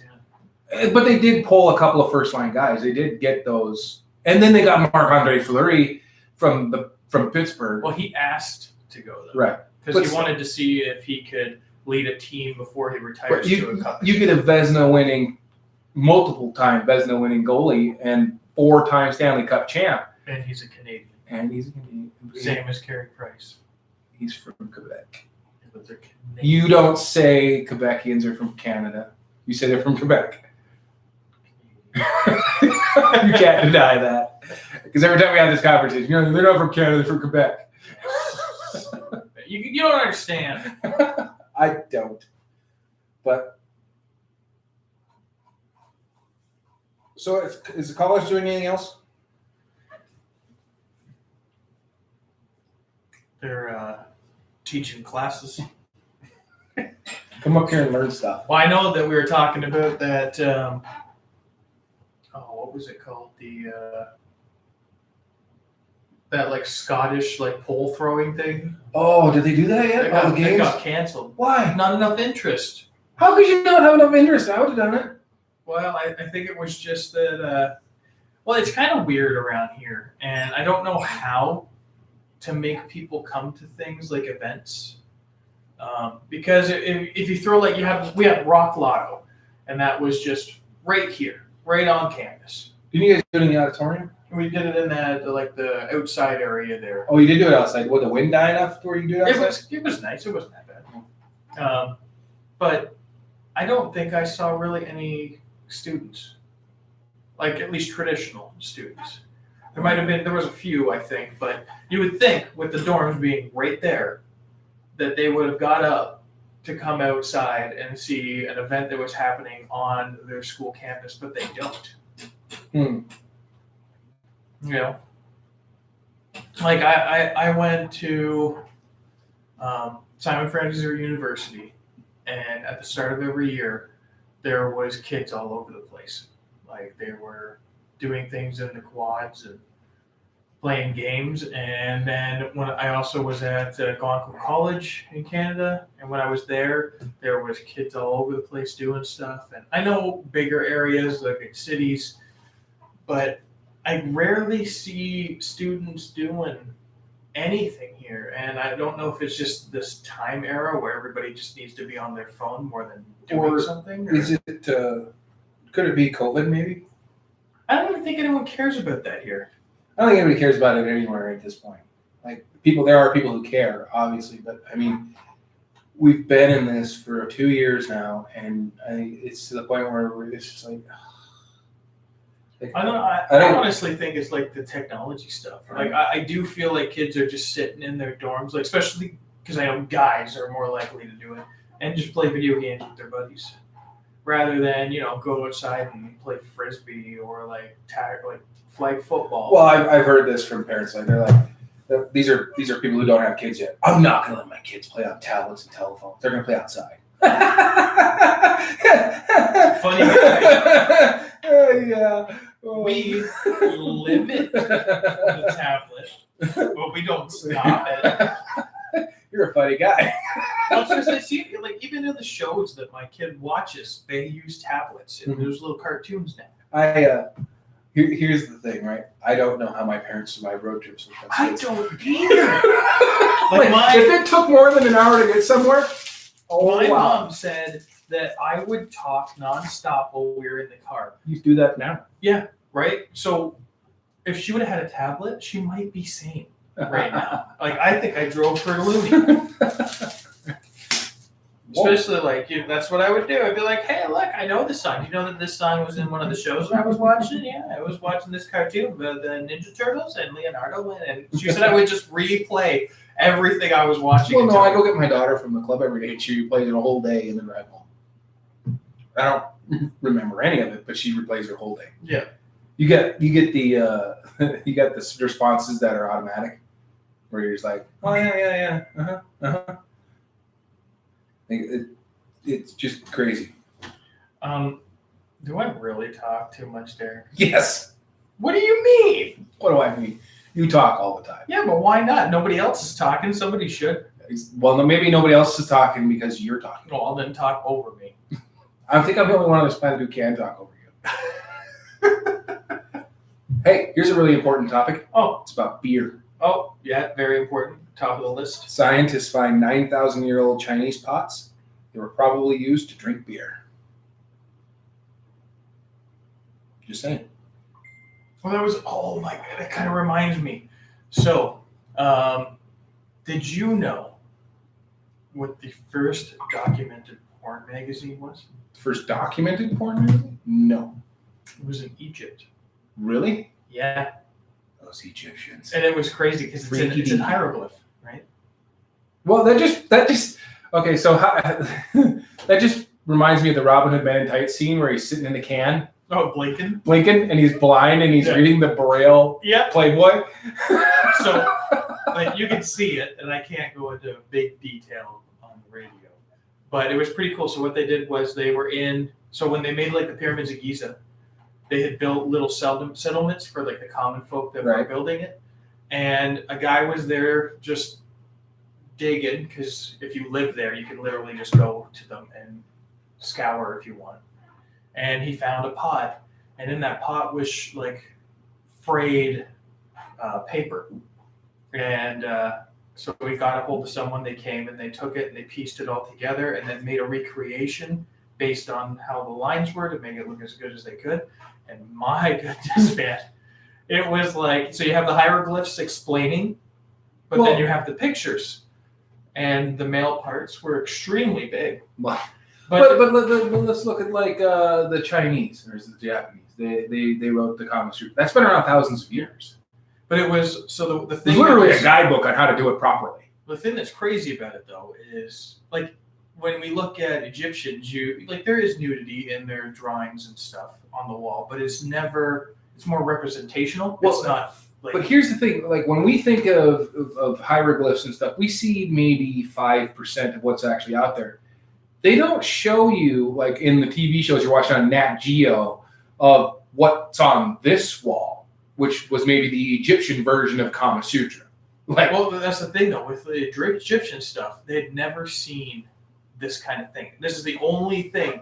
Maybe it was contraband, and you couldn't. Well, that's right. So then what it was is they're like, maybe the males had this paper and they passed it around in this kind of like area. Sounds like a frat room. Right. But then, like, the cool thing was learning about this. And the thing is I saw this and it was like a little blurb in my work that I had to do for my art history. I went and looked more into it because I was like, this is pretty freaking cool. Right. Because it was like, it actually makes you look at them, and like whenever I thought of Egyptians, I thought of like the gods and like pharaohs and mummies. And then you see this and you're like, they're just guys. They're just dudes. They're just people. Can you imagine, like back in the ancient, let's just use the Spartans, because no one's more manly than the Spartans, right? Yeah. Well, in our eyes, because of the way that it's portrayed, yes. But in the Spartans believe they were descendant of Hercules. Mm-hmm. So, like, they were taken from their moms at 10, and they never seen another female until they were fully grown. Like, holy cow. Yeah, that's just asking for trouble. You're hanging with, like, 50 dudes. That's a lot of testosterone. I mean, how many fights broke out? Well, the thing I would wonder is... No privacy. Like, how many relationships were there? Like, right? Well, and that's well documented that there were... Well, I know Romans would do that because they believed that if you they would fight and die for each other. If you loved right. a person that way, that you would die for them. Well, and then the Romans pretty much came from the Spartan. They're pretty well there, right? And you needed the man next to you because of what their fighting style was, the phalanx. So if that failed, everybody's seen the movie, the 300 Spartans, they're running around swords. Spartans didn't fight that way unless they had to. And if they had to fight that way, it wasn't going to be a good day. But if you fought with your shield and your spear, you could survive a lot longer. First of all, you keep things at a distance, which is way better. Pokey. Right? And everybody has this misconception that these battles went on for hours. No, they would fight for like 3 or 4 minutes, get exhausted, and then both would back off. Like, wait a bro. You know, because you mean to tell me they don't do like cool things where a guy would like go stabby, duck, put a shield above him, and launch his buddy off the shield 10 feet in the air. Looks really cool on film, doesn't it? Yeah. We'll recreate that. I'll be the guy that jumps because I don't want you to hurt yourself. Wow, you're gonna step on me? I'm gonna hurt myself when I jump. You're gonna crush me when you step on the shield. It's not that big. I lost some weight. What if the shield falls and you fall and you land on me? Well, that's your fault. You're the shield guy. We're gonna recreate Hockey Man 20 years later. How well do you think that's gonna go? That's gonna go great because there wasn't a lot of athletics involved in that one. Right. But aren't we gonna do a baseball guy too? We should do one for everything. Yeah, we'll just do every sport. Ballet guy. You in a tutu? No, you'd be in the tutu. Why me? Because I'm gonna be the girlfriend, the ballet girlfriend. You want to see me in spandex? I know Amanda does. Well, I do wear spandex under my hockey gear. I look like the Michelin Man. What did you do? I don't know. Let's not talk about that. What is going on with this computer? The monitor's going to clunk. Well, not my problem. So you think we should create baseball man, hockey man, football man, tennis man? We got tennis courts over my house. Yeah, we could do that one too. I'm going to throw the ball to you, man. I don't know how to play tennis. Yeah, neither do I. So then we'd be like, I'm going to throw the ball to you. You'd be like, that's not what we do. We got to hit it. So I'm the world's greatest tennis player? Yeah, I'm the world's greatest tennis player. I'm going to hit this tennis ball. What did you just say? Exactly. Let's see. What sport am I really good at? None of them. Me? I'm fairly good at hockey. Baseball. Okay, so every sport I always played at, I was never great, but I was never bad. I was always fair. Yeah, and that's the perfect one to be because then there's no pressure of you winning the game. I was never last pick. Yeah, that was my goal. I hated it. Kickball, man. I love kickball. Oh, wait, we could do Flolf, man. I've never paid Flolf. You never played Flolf? Flolf. Golf? Golf. I see them playing it here all the time. Like, I don't know how they play it here when the wind's blowing 10 All you got to do is throw a disc. But I'm going to tell you. But when the wind is blowing like she that. is listening. Don't take Sammy. But I'm just saying, like, the wind here is always blowing. Like, how bad does that? I mean, I've thrown frisbees in the wind, and it's never good. I mean, it wasn't that bad. But the course here. We could do golf, man. Yeah, we could. We could just be like, and then show us hitting the ball. And then we cut. So it would cut, and we throw the ball off a tree, and then it'll cut back, and you'll be standing there looking for your ball, and I'll make it hit you in the face. So one of the cutest things I've seen, right, is my son found my daughter's golf clubs. Well, we bought her golf clubs a couple of years ago because we found them at a yard sale for like $50 at kids' clubs. Until we realized that she swings left-handed. But anyway, he was out back, and the clubs are taller than he is, you know, and he's out there, and he puts a tee up, and he's like, he wants me to put the ball on it. And then all of a sudden, he just starts running out to go get the ball. And I'm like, well, I'll just hit the ball. Basically, I was playing fetch with my kid. But he made me feel, I'll just go through the whole story. So I line up, and I tee off. And I'm just in my backyard, so I'm just tinking it, right? And I hit the ball. And in his cutest little Kingston voice, he goes, "You did it!" like he had no faith that I could actually hit the ball. Nice. He's like, "Oh yeah, congratulations! You did it!" Coming from a 2-year-old, and he put his arms in the air like it was the coolest thing he'd ever seen. Do, though. Like, I mean, my daughter's done that where you're just playing and you show her how to play the game, and then she starts playing it with you, and then you do it, and she's like, "You did it! Right? You did such a good job!" And you feel like they're. Are you mocking me? Like I showed you this. Yeah, like I was showing her to play hockey, and like so, but I think they mimic, right? So like she would get a goal and be like, "Yeah, you did a good job, sweetie." So then when you score, she's like, "Yeah, you did it." And I look at her and be like, "What? You didn't think I could do it? You want me to? Okay, get up against that wall. I'll show you what a hit looks like." my biggest thing when I'm teaching, like in any sport that I like to coach, is anytime you score, you celebrate. Well, you should. You should. Like in practice, in whatever, you should always celebrate. Why? Because it could be your last. Goalies should celebrate it. Like every time a goalie makes a save, and then the play has stopped. Well, I would never celebrate. I know, but you should be like dancing. I do dance in that. There's video of me doing it. My wife Well, TikTok. but that's when you're bored because I was very the team bored. you're on is dominating the other one. It's because I had ultimate faith in you guys, but I was literally dancing in that because I was like, Yeah, I know. I would, well, and then to stay loose, because I needed to stay loose, I would start skating in circles. Yeah, with the 5 shots you took. 7 shots, 7 saves. The whole tournament, I took 15 shots and let in 1 goal. Yeah. I took a bunch of shots. I had a pretty good D in front of me that tournament. But in my defense, I only played 2 of the 4 games. Yeah. Gavin took 15 shots and only allowed 2 goals, or 18 shots or something like that. I wonder if they'll let us go back to that. Like, I just don't know. I don't know that they were that impressed with us. But I mean, it wasn't. No, we didn't. I don't feel like it was dominant. I just felt like we played better. We did.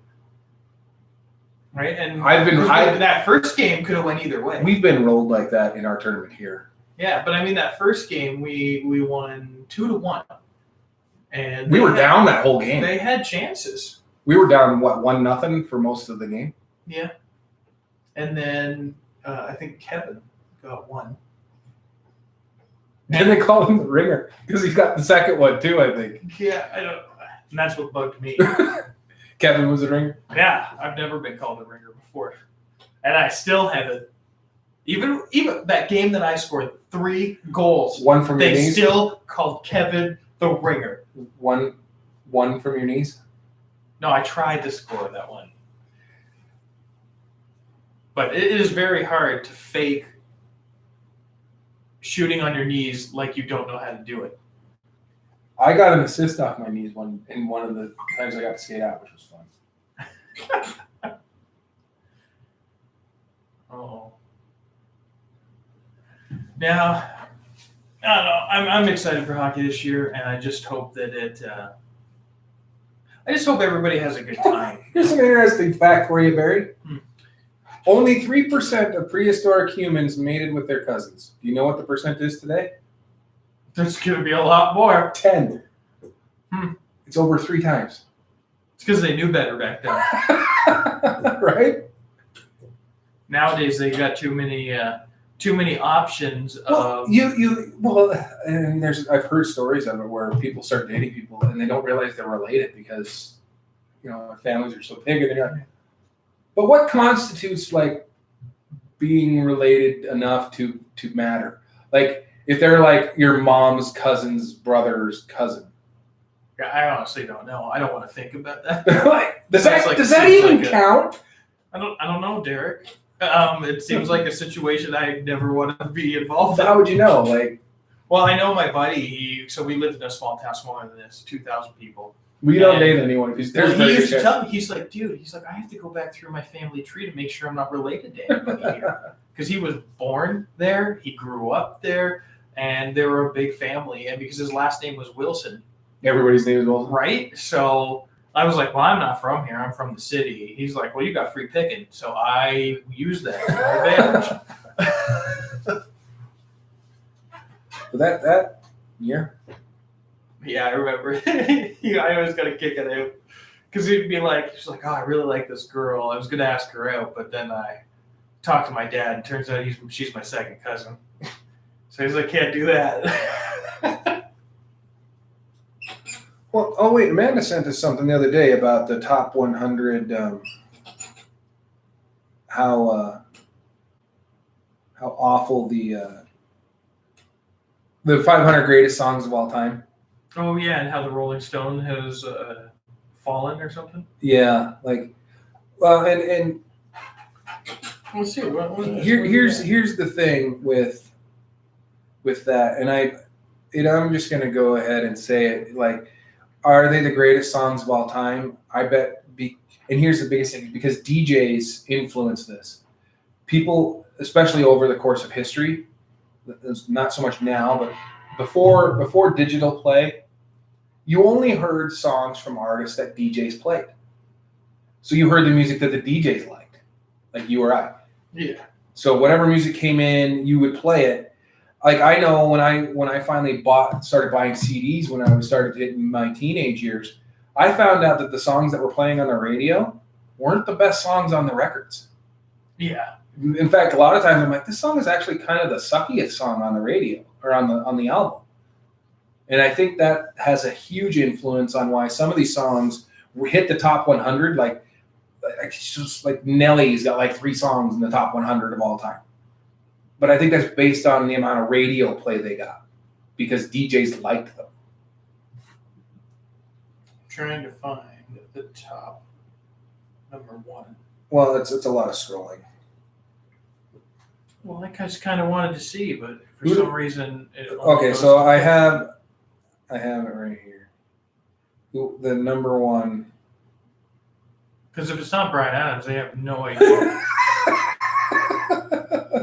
Oh, I gotta click load more. That's the problem. Right.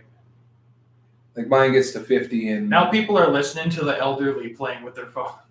What do we know? I don't know how did you have my phone. See, like Lauryn Hill's like 48. Like really? Like, who's Lauryn Hill? Number am I at here? Man, this has got to go quicker. The internet here is a little slow. Well, we're sucking up all the bandwidth. Like, who is Kendrick Lamar? See, like Robin, Dancing on My Own, number 20 all time. Who is that? Never even heard of it. I don't know. There's a John Lennon. I heard that one. There's some Prince. Kanye West is in the top 10. Yeah, like Kanye. Did you say Kane? Oh, is it Kanye? That would be Kanye. I don't know. I don't know half these people. See, Outkast is number 10. Hey, yeah. Of all time. Yeah.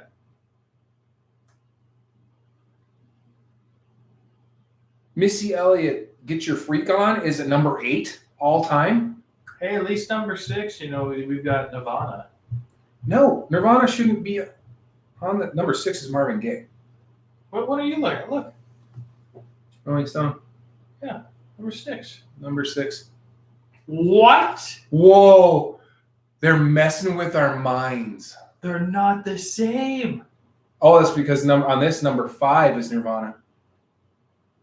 What's going on? That's trippy. We're on the same exact side. Is number 5 on me. Bob Dylan's 4. Oh, they're messing with everyone. Sam Cooke is 3. They just make it randomly pick songs. Public Enemy's Fight the Power is number 2. Very controversial song. My number 3 is Joni Mitchell. Yeah, Outkast has 3 songs in the top Beach 100. Boys is number 2. Nope. Number 2 on mine is Public Enemy, Fight the Power. And number 1, Aretha Franklin, Respect. That one I could kind of see. But like I said, I think the majority of this list is put together based on radio play. Well, you know what we're doing? Popularity. Every day that we're here, let's just keep playing Weird Al. He's got a Grammy. Well, he's amazing. Well, for what he does, yeah. Yeah. Think about it. Well, and the thing is I still remember. And he's been around for like 30 years. Like, to me, he 40 does years. not have the world's most amazing voice. Mm-mm. He just has that. He does it at a nice tone where it's not bad. Do you know that he wrote his first hit in a bathroom? Yes. His buddy just started pounding on his accordion case while he played the accordion in a bathroom. So he created his first song. Another one rides the bus. This is my wife. My wife, like she hates it and she loves it because I am full of the world's dumbest facts, like facts that will never ever benefit you in any other way. Like, who cares that Weird Al's first song was written in a bathroom with him and a dude banging on his accordion case? I love little fun facts. But I don't know what it is. I remember when I was younger then, his songs would come on the radio, and you would think it was the other people, even though he was singing. Right. And I don't know how he did that. I know it was just, he had the music, but he always made me feel like I was like, is that Backstreet Boys? It sounds like Backstreet Boys. It's a little different, though. My favorite Weird Al song, The White Stuff. Yeah, I was just going to say the Oreo one. But he does have some of his own songs, which are exactly like parodies of other songs, but they're in that style. Yeah. So, but he did the Iranican guy, which is the Star Wars saga. Well, I based remember on watching a little American documentary on him, and he said that after he made his first album, where it was like a bunch of parodies and stuff, that he got permission to, because he would ask permission. After he did that one, stars would call him and say, "Please make one for mine," because it would up their songs, Yeah. right? Yeah, He so would would get do them that. on the list of the Rolling But Stones. if you look at the majority of his songs, they're about food. Like a vast majority of his songs are about food. So Amanda said that for the Rolling Stone, they polled 250 writers and producers for the list. Well, that's kind of backfired too, because if you're getting producers and writers, they're going to promote the ones that they did. They like, yeah. I always find it hard to judge this kind of thing, because you look at this and it's the top songs, right? But then if you ask like a guy like me, there's going to be more country in the list of songs that I. Do you know what the number one selling album of all time is? Number one selling album of all time is Bryan Adams. Okay. No. I would probably, I would think it was the Beatles. The best-selling record of all time is Michael Jackson's Thriller, and it's Oh. not even close. It's not even close. Don't to anyone else. No one even comes close. Yeah, that would be a good guess. I forgot about Michael Jackson. Everybody does, but it's that he was so popular. Well, he was For a really long good, and he was very entertaining. Very. Especially because he was one of the first people to do those kind of dance moves, right? And the Right. man, we were supposed to go eat. Yeah, we gotta go eat. Well, you've been listening to. We didn't do the 4:00 announcements. We did. We've been announcing things all day, but you've been listening to Average Rants here at KNMC 90.1 FM, and we'll see you next week this time. Same time, same place. Back to your good music, right? Right.